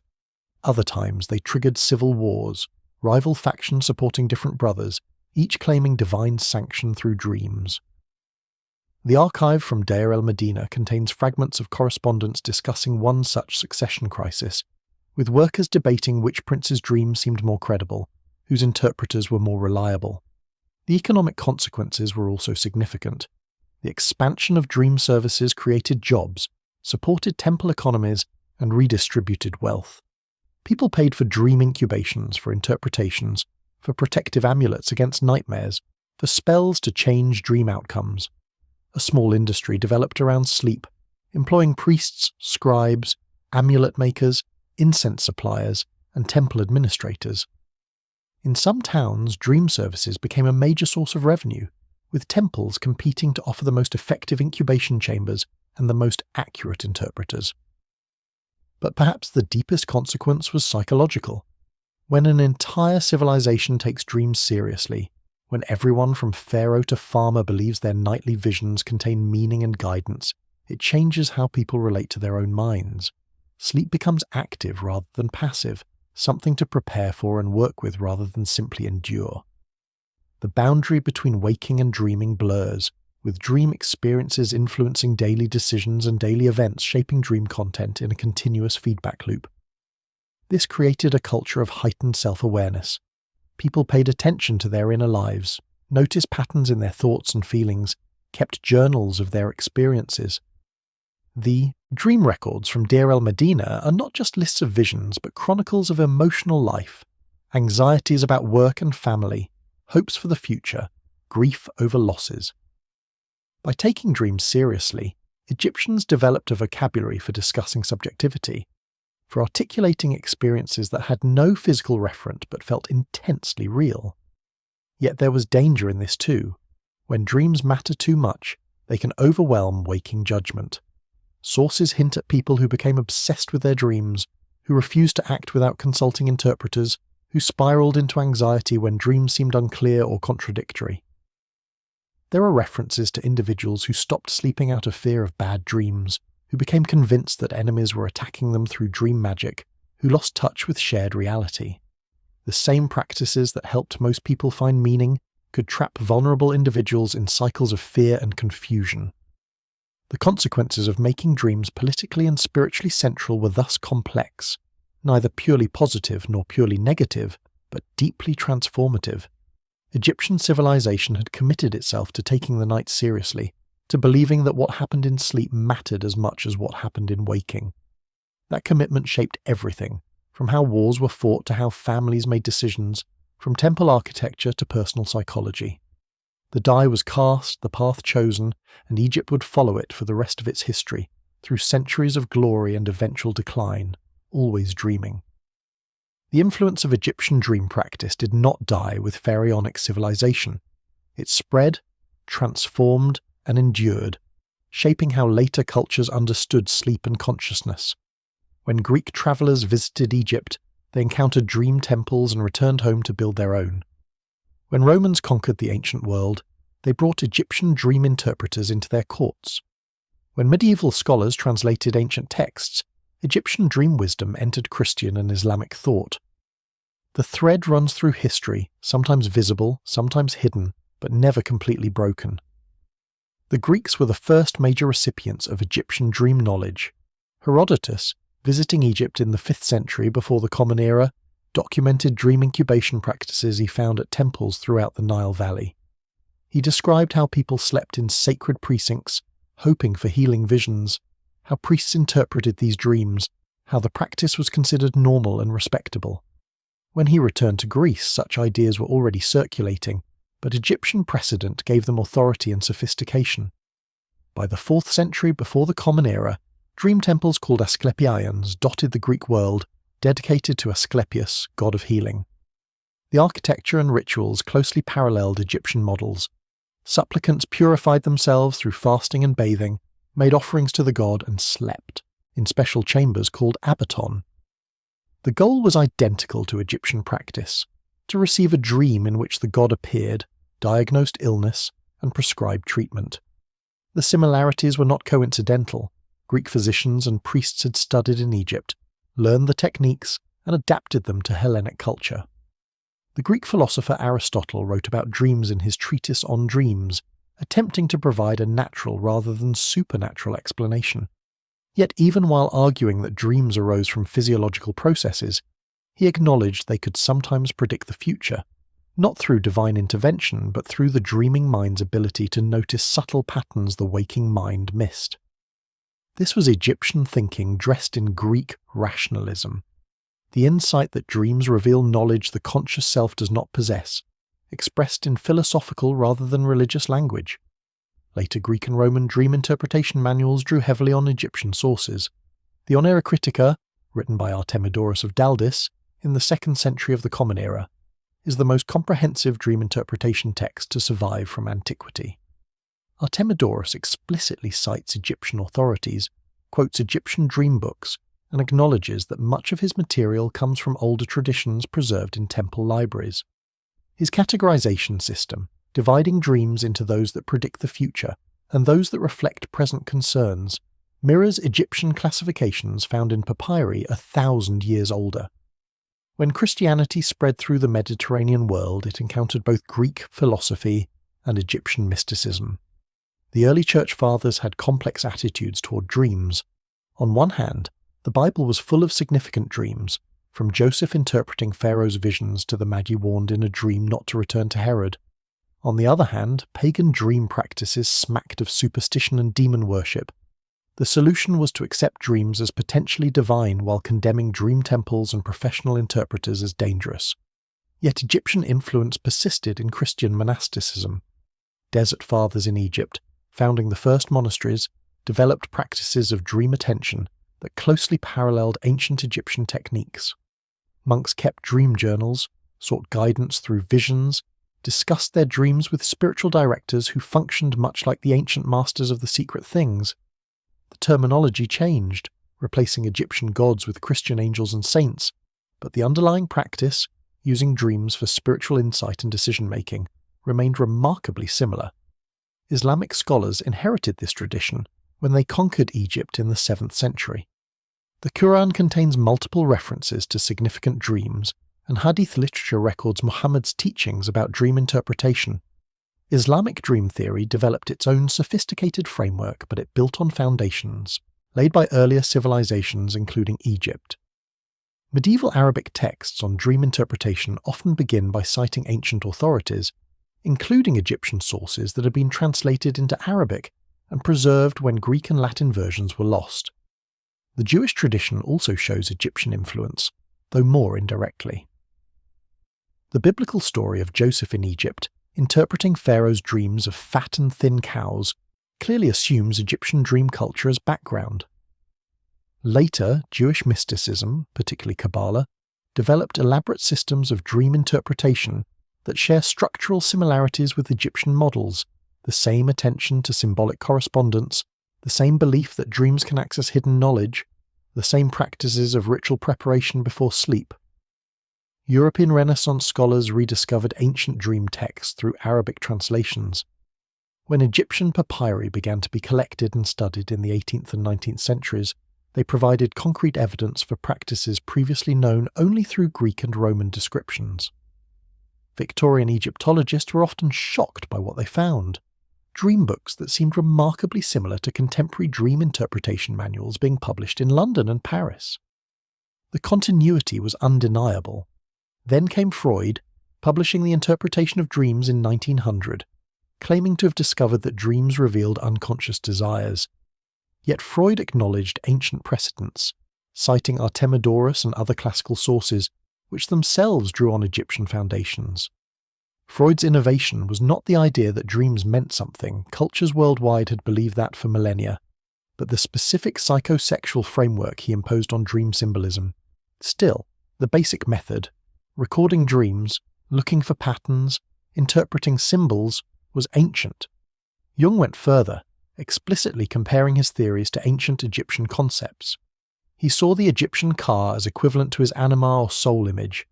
He interpreted Egyptian dream gods as archetypal figures from the collective unconscious. He studied alchemy and found it saturated with Egyptian symbolism, including dream imagery.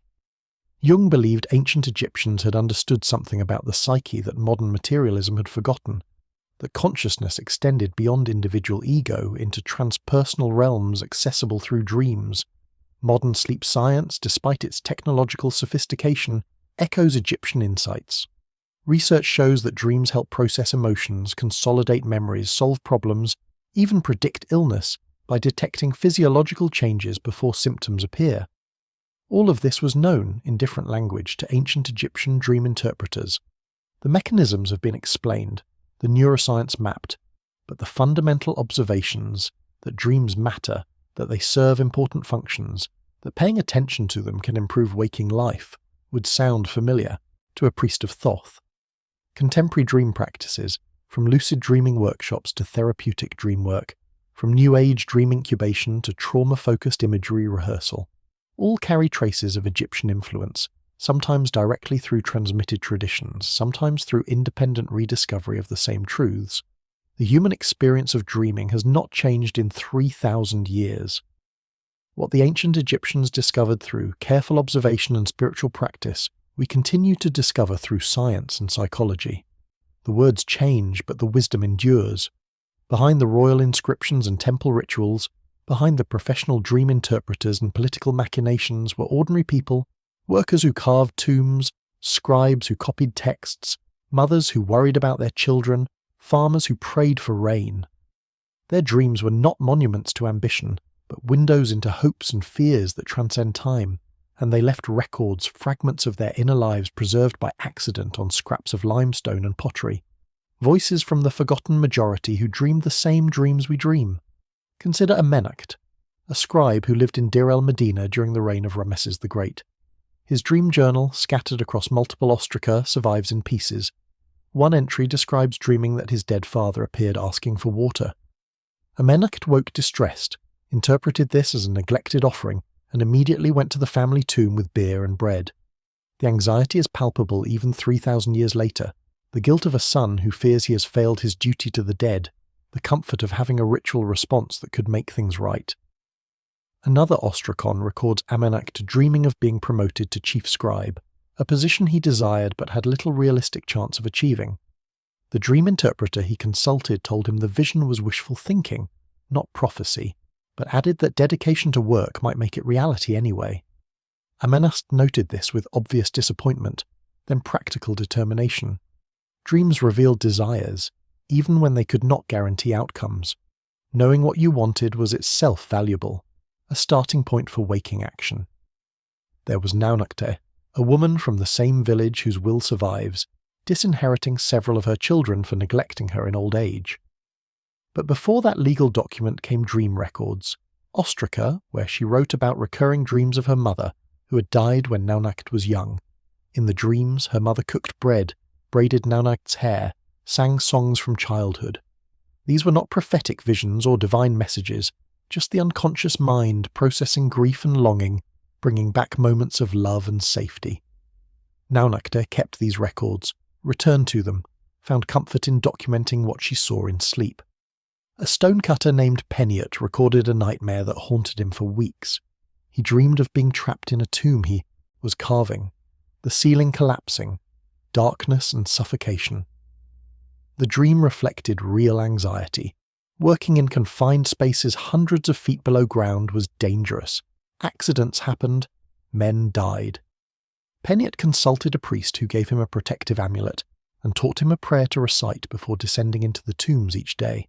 The nightmares eventually stopped, whether because the amulet worked, the prayer brought psychological comfort, or the anxiety simply passed with time. Another worker, name lost, described dreaming of the overseer beating him unfairly.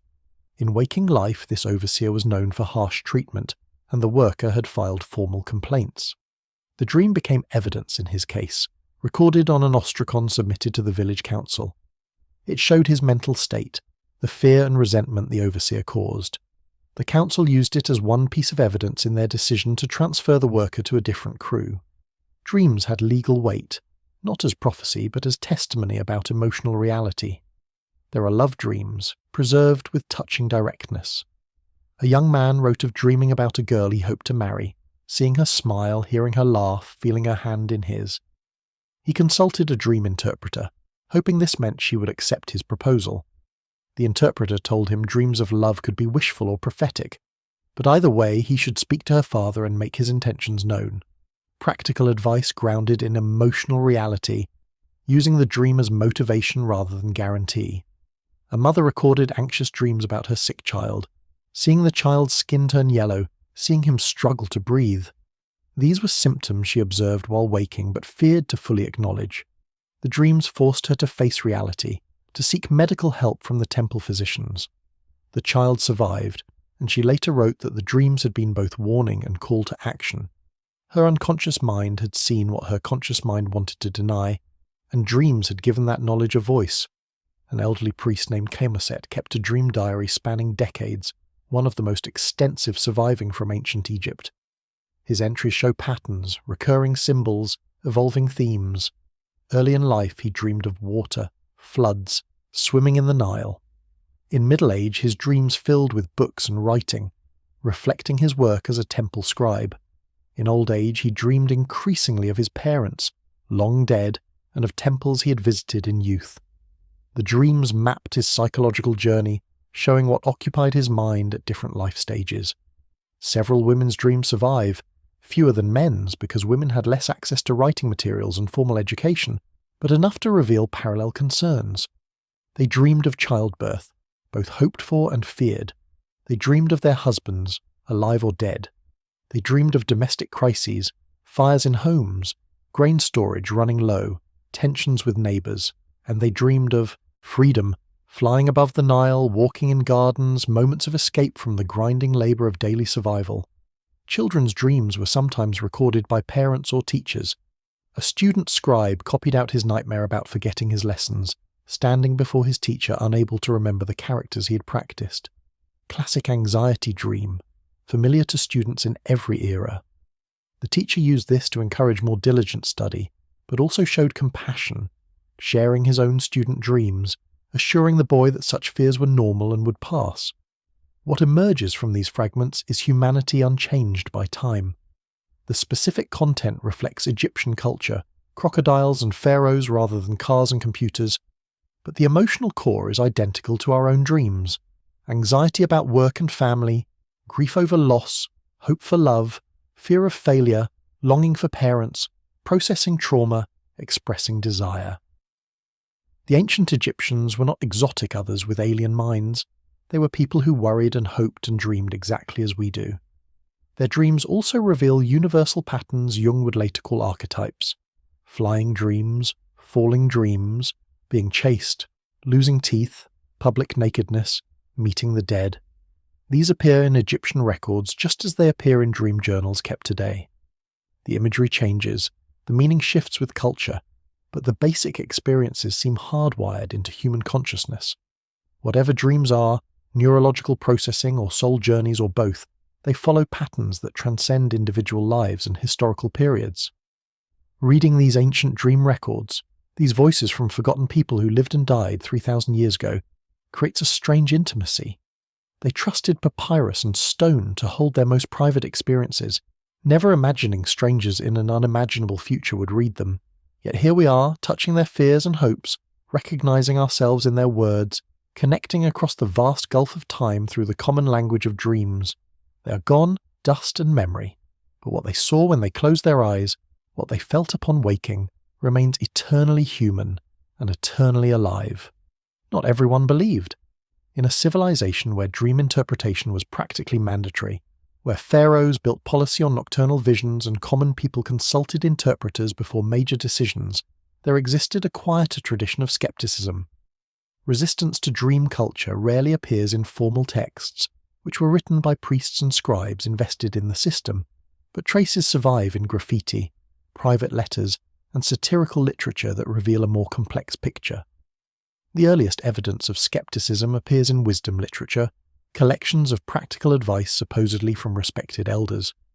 The instruction of Ptah-hotep, dating from the Old Kingdom, warns against making important decisions based on dreams alone.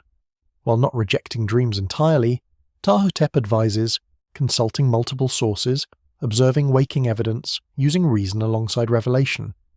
The text implies that some people were too credulous, too willing to act on any dream without critical judgment. This was conservative skepticism, not denying dreams could be meaningful but cautioning against blind faith.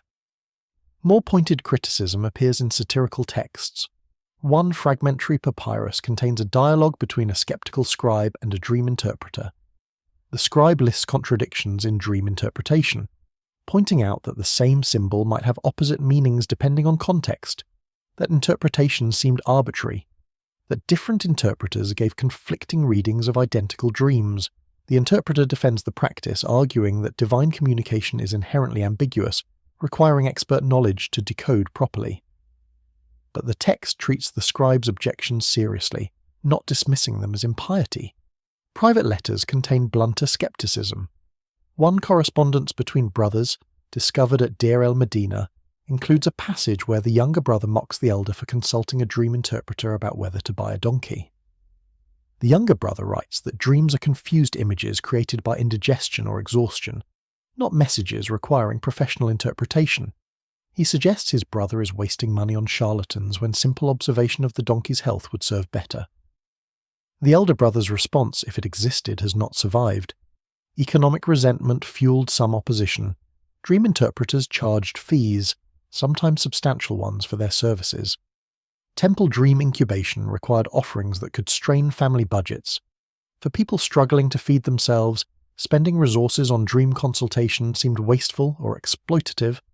Several administrative documents record disputes over interpreter fees, with clients claiming they were overcharged or received useless advice. Some interpreters were accused of fraud, inventing elaborate interpretations to justify higher payments. There were also theological objections from within Egyptian religion itself. Some priests argued that the proliferation of dream interpretation undermined proper worship. Instead of making offerings to gods and trusting their wisdom, people were trying to manipulate divine will through dreams, demanding specific guidance, bargaining for favourable prophecies. This was backwards, these critics said, putting human desire before divine sovereignty. True piety meant accepting the gods' plans, not constantly seeking reassurance through dream consultation. Philosophical opposition emerged during periods of foreign influence, when Greek ideas entered Egypt following Alexander's conquest. Some educated Egyptians adopted Greek skepticism about supernatural claims. A bilingual text from the Ptolemaic period shows an Egyptian scribe who had learned Greek philosophy, arguing that dreams were merely the mind, sorting through daily experiences, not communications from external beings. He used Greek arguments about natural causation to dismiss Egyptian dream theology, though he still participated in temple rituals for social reasons. Political opposition was more dangerous but occasionally appears in coded form. Some nobles resented how dream revelations could override traditional hierarchies. A prince passed over for succession because his brother claimed a divine dream had reasons to doubt dream authenticity. But explicitly questioning a royal dream was treasonous, so opposition took indirect forms. Rivals would hire their own interpreters to provide alternative readings, claim their own counter-dreams, or whisper that the Pharaoh's dream had been misinterpreted by incompetent priests. Women sometimes resisted dream culture in specific ways. Several texts hint at tension between dream interpreters, usually male priests, and women's informal dream-sharing networks. Women discussed dreams with each other, developed their own interpretations based on lived experience, and sometimes rejected priestly readings that seemed disconnected from women's actual lives. A dream interpreter might say a woman's dream about childbirth predicted honour and respect, but other women knew it more likely reflected anxiety about maternal mortality, a serious risk they all faced. Medical practitioners offered another form of resistance. Some physicians argued that dreams were symptoms of physical illness rather than divine communications, that treating the body would eliminate troubling dreams more effectively than performing rituals or seeking interpretations. The medical papyri show this tension, some sections treating dreams as diagnostic tools, while other sections imply they are merely byproducts of imbalanced humours or digestive problems requiring herbal treatment. Artisan skepticism appears in the archaeological record. Some workers' tombs lack any dream imagery or dream-related texts, suggesting the deceased and their families did not value this aspect of religion. In a culture saturated with dream symbolism, the absence is notable. These were people who fulfilled basic religious obligations but quietly declined to participate in the dream obsession that characterized their era. Their skepticism was passive, a refusal to engage rather than active opposition. Foreign observers provided external critique. Visiting merchants and diplomats sometimes recorded their bemusement at Egyptian dream practices. A Hittite diplomatic letter mentions Egyptian envoys consulting dream interpreters before negotiations, noting this as a peculiar custom unfamiliar to Hittite diplomacy. The tone is not hostile but puzzled, suggesting that Egyptian dream culture seemed excessive even to other ancient Near Eastern societies that had their own forms of divination. The strongest resistance may have come from those who experienced dream interpretation as oppressive, people who received negative prophecies and felt trapped by them. Those told their dreams indicated divine disfavour who internalized this as personal failure, individuals whose dreams were used against them in legal disputes or social conflicts. For them, dream culture was not spiritual support but psychological burden, a system that weaponized their own unconscious minds against them.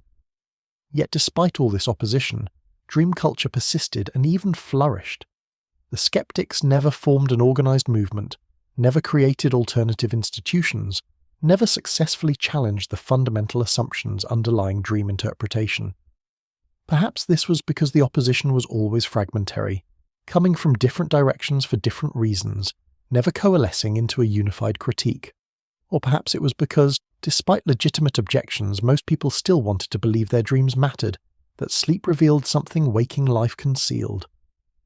The resistance leaves us with questions. If so many people harboured doubts, why did the system endure for thousands of years? Was it social pressure, genuine benefit, or simply lack of alternatives? And what about those who resisted, who rolled their eyes at royal dream proclamations, who refused to waste money on interpreters, who quietly believed dreams were just dreams? Their voices are faint in the historical record, but they remind us that every dominant ideology has its skeptics, every cultural consensus its quiet dissenters, every dream its dreamers and its doubters. The reign of Ramesses III marked the last great flourishing of New Kingdom Egypt, and with it came an extraordinary renaissance in dream culture.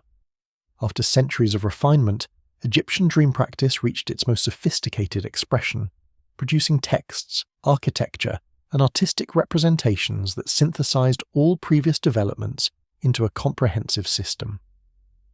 This was the moment when dream wisdom became fully integrated into every aspect of Egyptian life, from the palace to the village, from medicine to art, from war to worship.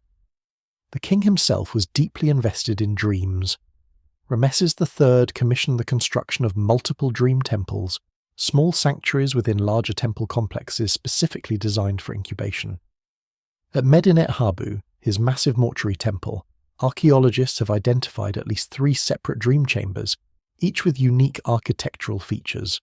One chamber has a ceiling painted with stars, recreating the night sky. Another has walls covered in protective spells against evil dreams. The third includes drainage channels for sacred water that would be poured over the sleeper during purification rituals. Temple libraries expanded their dream text collections during this period.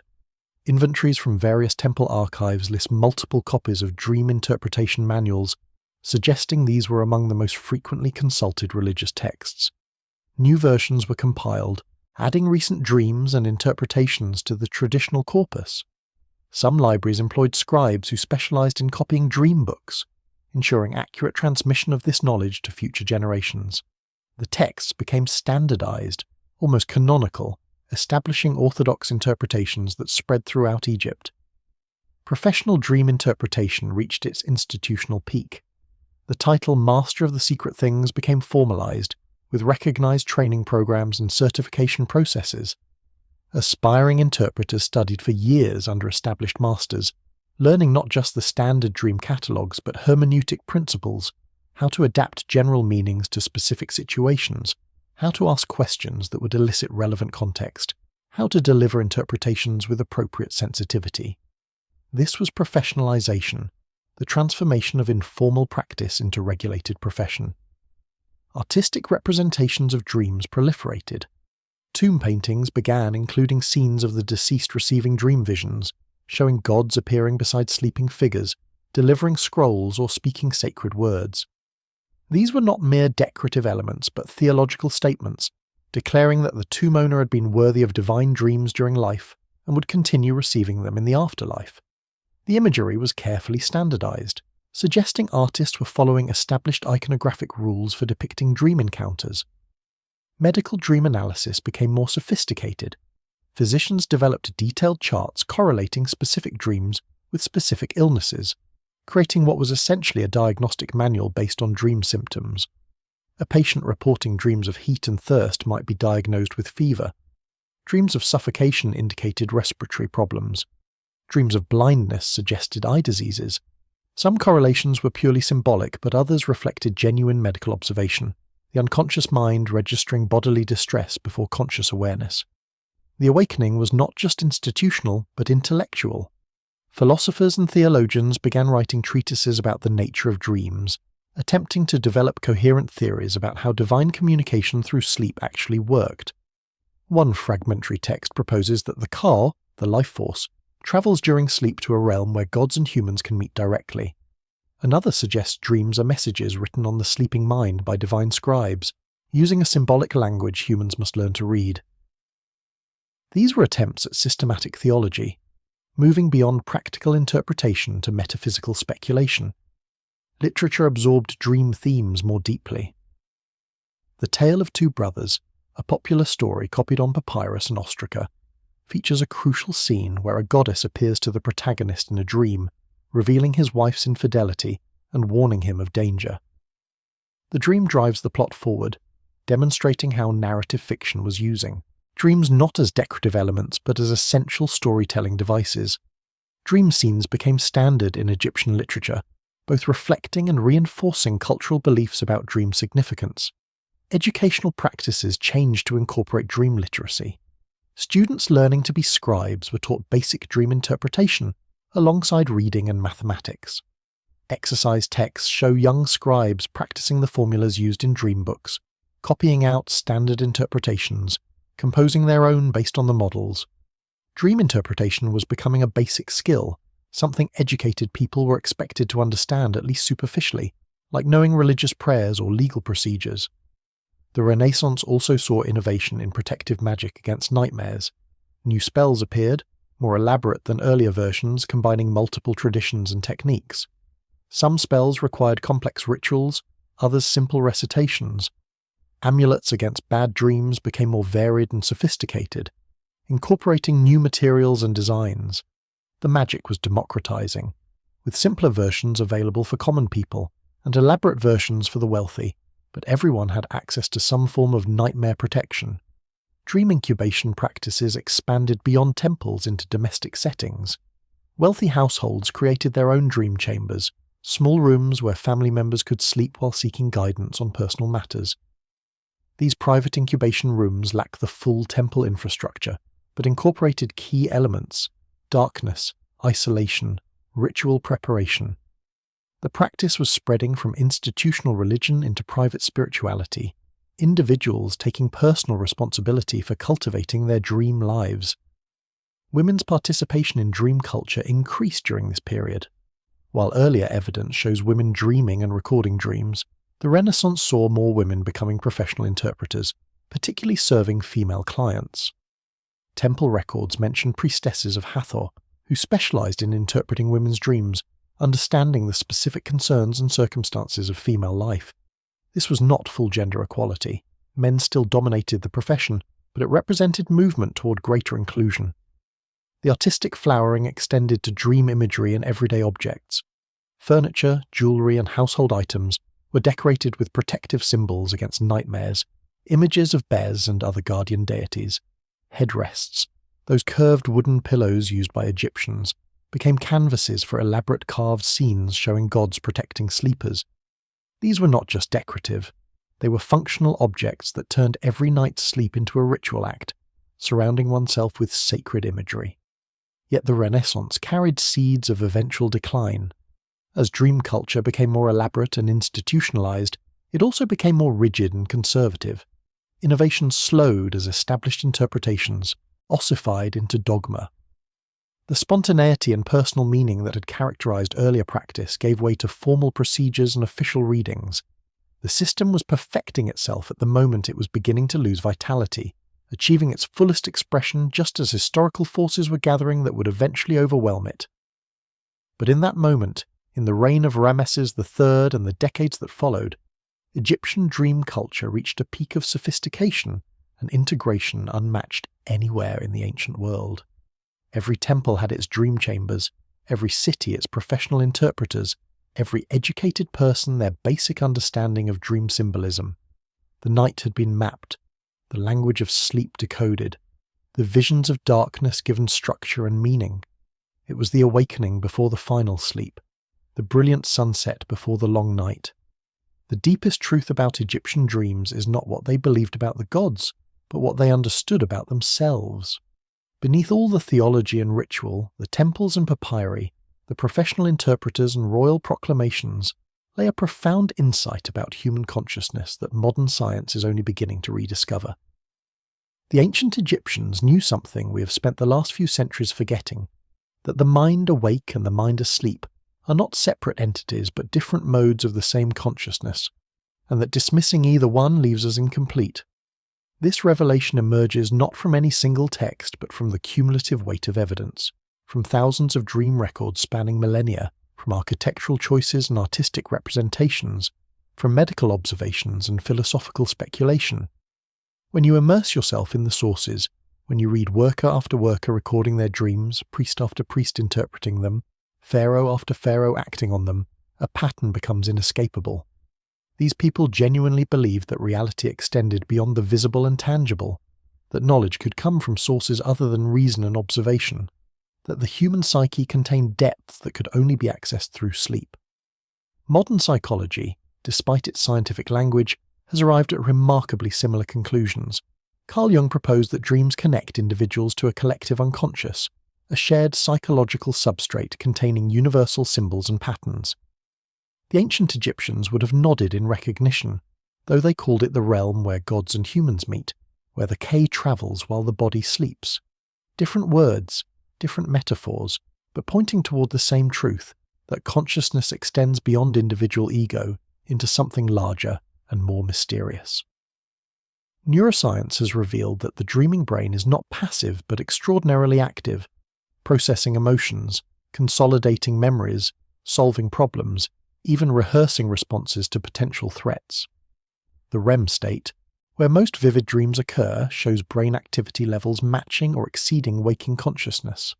Sleep is not absence but transformation, the mind doing different work in a different mode. The Egyptians intuited this, treating sleep not as dead time but as another kind of waking, equally real and equally important. The revelation extends to how dreams function psychologically.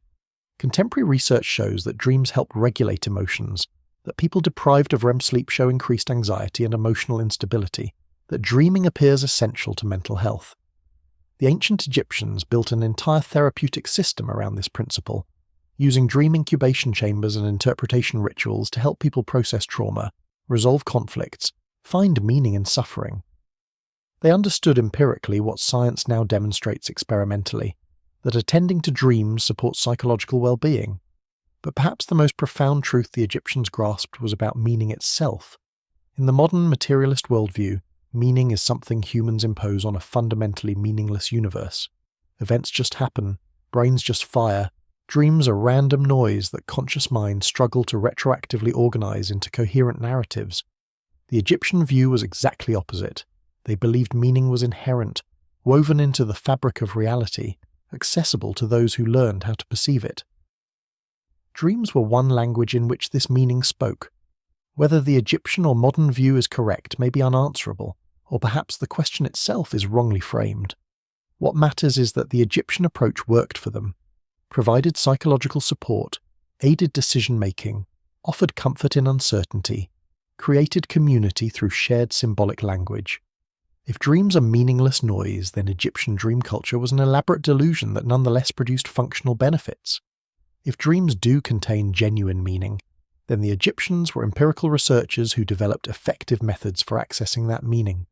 Either way, their system was pragmatically successful. The revelation also concerns the relationship between individual and society. Egyptian dream culture was simultaneously deeply personal and thoroughly communal. Each person's dreams were unique, reflecting their specific life circumstances, anxieties, and desires.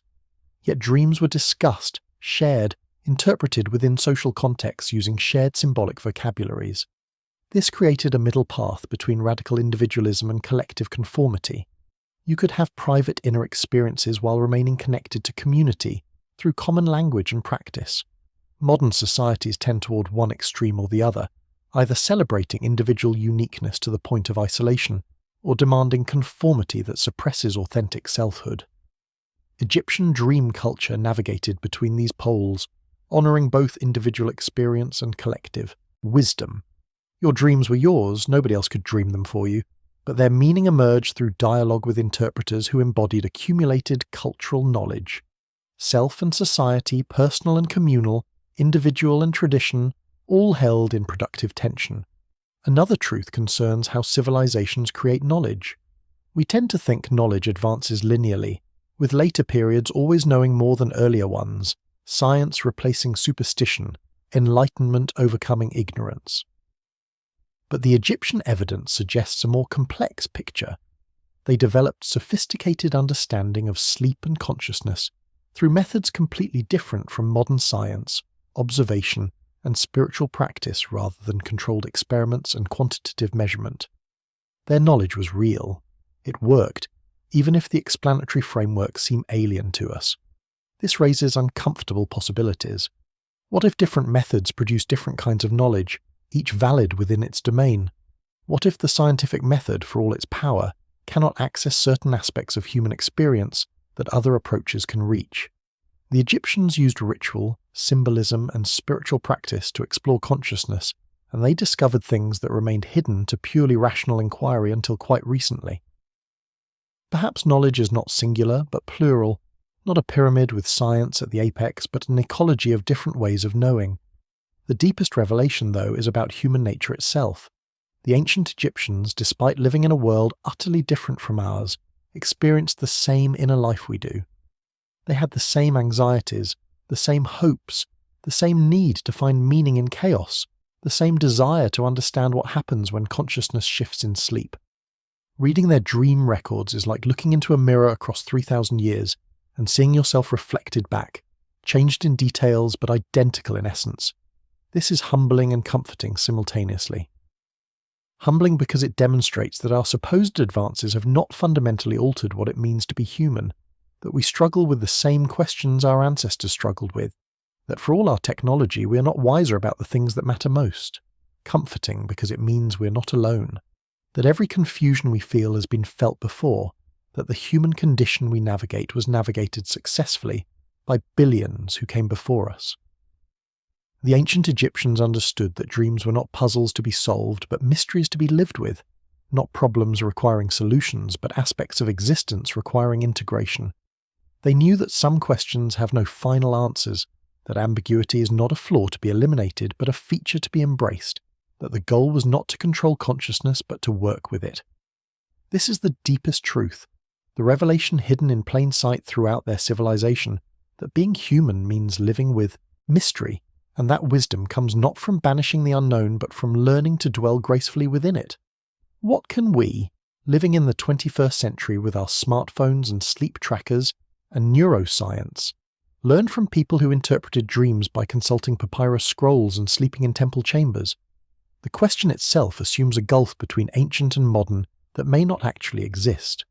The technology changes, the cultural context shifts, but the fundamental human relationship with sleep and dreams remains remarkably constant. We still close our eyes each night and enter mysterious territories. We still wake with vivid images fading like morning mist. We still wonder what it all means. The first lesson is about attention. The ancient Egyptians paid attention to their dreams in ways most modern people do not. They recorded them, discussed them, thought about them, allowed dream content to inform waking decisions. Not because they were primitive or superstitious, but because they recognized that dreams revealed aspects of psyche not accessible to waking consciousness. In our time, we mostly ignore dreams unless they are particularly vivid or disturbing, dismissing them as irrelevant to practical life. What might we gain by approaching sleep with the seriousness Egyptians brought to it? Modern sleep science suggests quite a lot. Research shows that people who pay attention to their dreams report better emotional regulation, more creativity, enhanced problem-solving abilities. The act of remembering and recording dreams appears to strengthen the connection between unconscious processing and conscious awareness, creating a more integrated psyche. This is not mysticism, but measurable psychological benefit. The Egyptians were right, though they expressed that rightness in religious rather than scientific language. Dreams matter, not because gods speak through them, though some may still believe this, but because they are windows into mental processes that shape our waking lives. The second lesson concerns ritual and intention. Egyptian dream incubation was elaborate, involving fasting, purification, prayer, specific locations, aromatic substances. Modern rationalism would dismiss this as superstition, but contemporary psychology recognizes it as effective ritual preparation. The practices created expectation, focused attention, reduced external distractions, induced specific mental states. Whether gods actually appeared in the resulting dreams, or whether the rituals simply enabled deeper self-access, the outcome was the same: meaningful experiences that provided guidance and healing.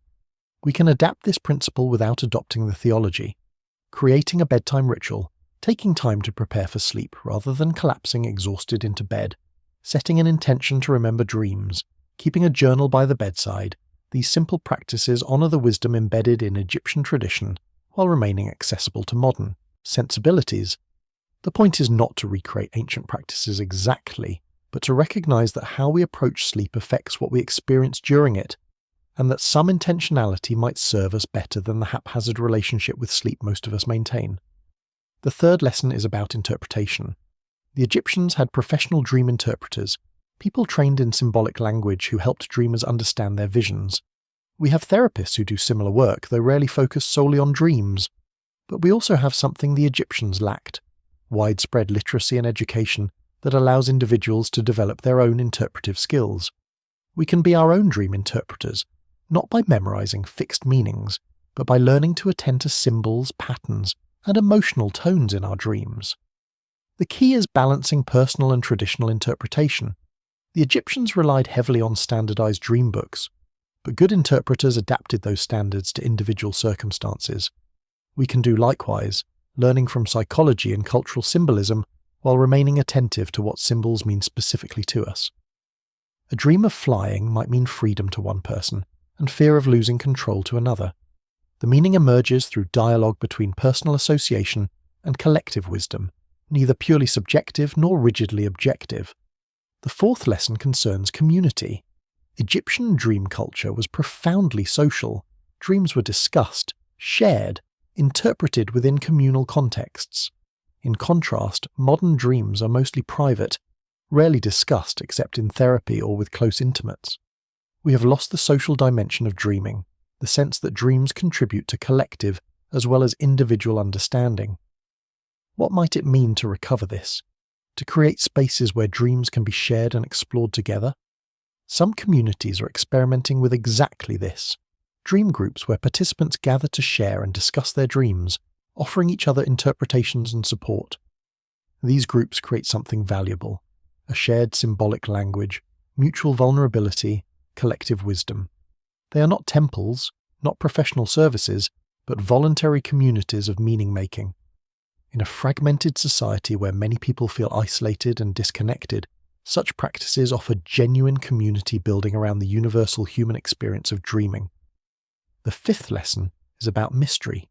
The ancient Egyptians lived comfortably with ambiguity, accepting that some dreams were clear and others opaque, that interpretation was an art requiring judgment rather than a science yielding certainty. Modern culture is less comfortable with mystery, preferring definite answers, proven facts, clear explanations. But dreams resist such certainty. They speak in symbols, metaphors, emotional tones that cannot be reduced to simple declarative statements. Learning to live with this ambiguity, to tolerate not knowing, might be valuable practice for living with other mysteries. The sixth lesson concerns integration.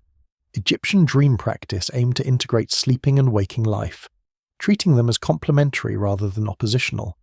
Dreams informed waking decisions, waking experiences shaped dream content. The boundary between the two was permeable. Modern life sharply separates sleep from waking, treating them as distinct states with no necessary connection. We go to sleep to rest, to escape waking concerns, and we expect to leave dreams behind when we wake. What if instead we saw sleep and waking as continuous, two modes of one consciousness? This integration might look like bringing dream insights into daily life, asking what that strange dream about water might be telling us about emotional state, or how the recurring nightmare about being chased might relate to waking anxieties we're avoiding. It might mean noticing how stress or joy or grief shape our dreams, creating feedback loops between waking and sleeping consciousness. The goal is not to collapse the distinction, but to honour the connection, to live more deliberately with the fact that we spend a third of our lives asleep and that those hours are not dead time but different time, equally part of who we are. The final lesson is perhaps the simplest and most profound. The ancient Egyptians believed that paying attention to dreams made life richer, more meaningful, more integrated. They might have been wrong about the gods, about the care travelling to other realms, about prophecy and divine messages. But they were right about the basic principle that the inner life matters, that what happens in consciousness when we're not actively controlling it deserves attention and respect.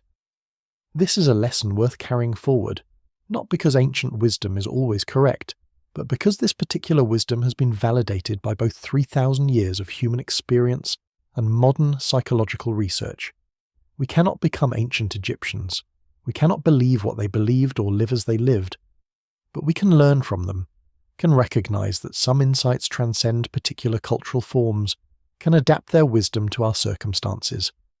When we close our eyes tonight, we join an unbroken chain of humans reaching back to the Nile Valley, all of us wondering what we'll see in the dark, all of us hoping that sleep reveals something waking life conceals. In that wondering, in that hoping, the ancient Egyptians, and we are one. The temples are ruins now, their dream chambers open to the sky. The Papyri are fragments, carefully preserved in climate-controlled museum storage, accessible only to scholars who can read the ancient scripts. The professional dream interpreters are gone, their knowledge scattered or lost. The civilization that took dreams so seriously has been dead for 2 millennia, its language forgotten for even longer, its gods reduced to museum exhibits. Yet something endures, something that cannot be destroyed by time or conquest or cultural change. Walk through the Egyptian galleries of any major museum and you will find them, the physical remnants of dream culture. Wooden headrests carved with protective deities, meant to guard sleepers from nightmares. Amulets inscribed with spells against evil dreams, worn close to the skin. Papyrus fragments listing dream interpretations, the ink still legible after 3,000 years. Tomb paintings showing deceased nobles receiving dream visions, the colours still vivid. These objects are mute now, removed from the living context that gave them meaning, but they testify to a civilization's priorities, to what mattered enough to preserve in wood and stone and ink. Stand in the Egyptian wing of the British Museum and look at the dream stealer of Thutmose IV, that granite monument placed between the Sphinx's paws. The hieroglyphs are still crisp, the scene still clear, the young prince sleeping while the god speaks promises of kingship. It is not in Egypt anymore, removed by colonial archaeologists and shipped to London, but it still tells its story to anyone who will listen. A dream changed history, or a man used a dream to change history, or both, and that event mattered enough that someone carved it in stone intended to last forever. And it has lasted, despite everything. Travel to Egypt itself, to the west bank of Luxor where Deir el-Medina sits quiet in the desert. The workers' village is excavated now, the houses exposed, the streets mapped. You can walk where Amenecht walked, see the house where Nanakta lived, stand in the chapel where they made offerings and discussed their dreams. The ostraca they wrote on are gone, taken to museums in Cairo, Paris, Turin, but the place remains. The hills around the village are honeycombed with tombs, many decorated with scenes of the deceased receiving dream visions. The paintings are damaged, faded, but they are there, underground, in the dark, still showing what those ancient workers believed awaited them after death. More dreams, better dreams, eternal dreams. Visit the temples at Dendera, Philae, Edfu, built during the Ptolemaic period when Greek pharaohs ruled Egypt, but Egyptian religion still thrived. Deep within these massive stone structures are small chambers easily overlooked, the dream incubation rooms where people came to sleep and seek healing. The chambers are empty now, no longer used for their original purpose, but the architecture remembers. The walls still bear inscriptions, instructions for purification, prayers to be recited, promises of divine encounter. Stand in one of these chambers, feel the cool stone. Imagine what it was like to lie here in the darkness, hoping, waiting, dreaming.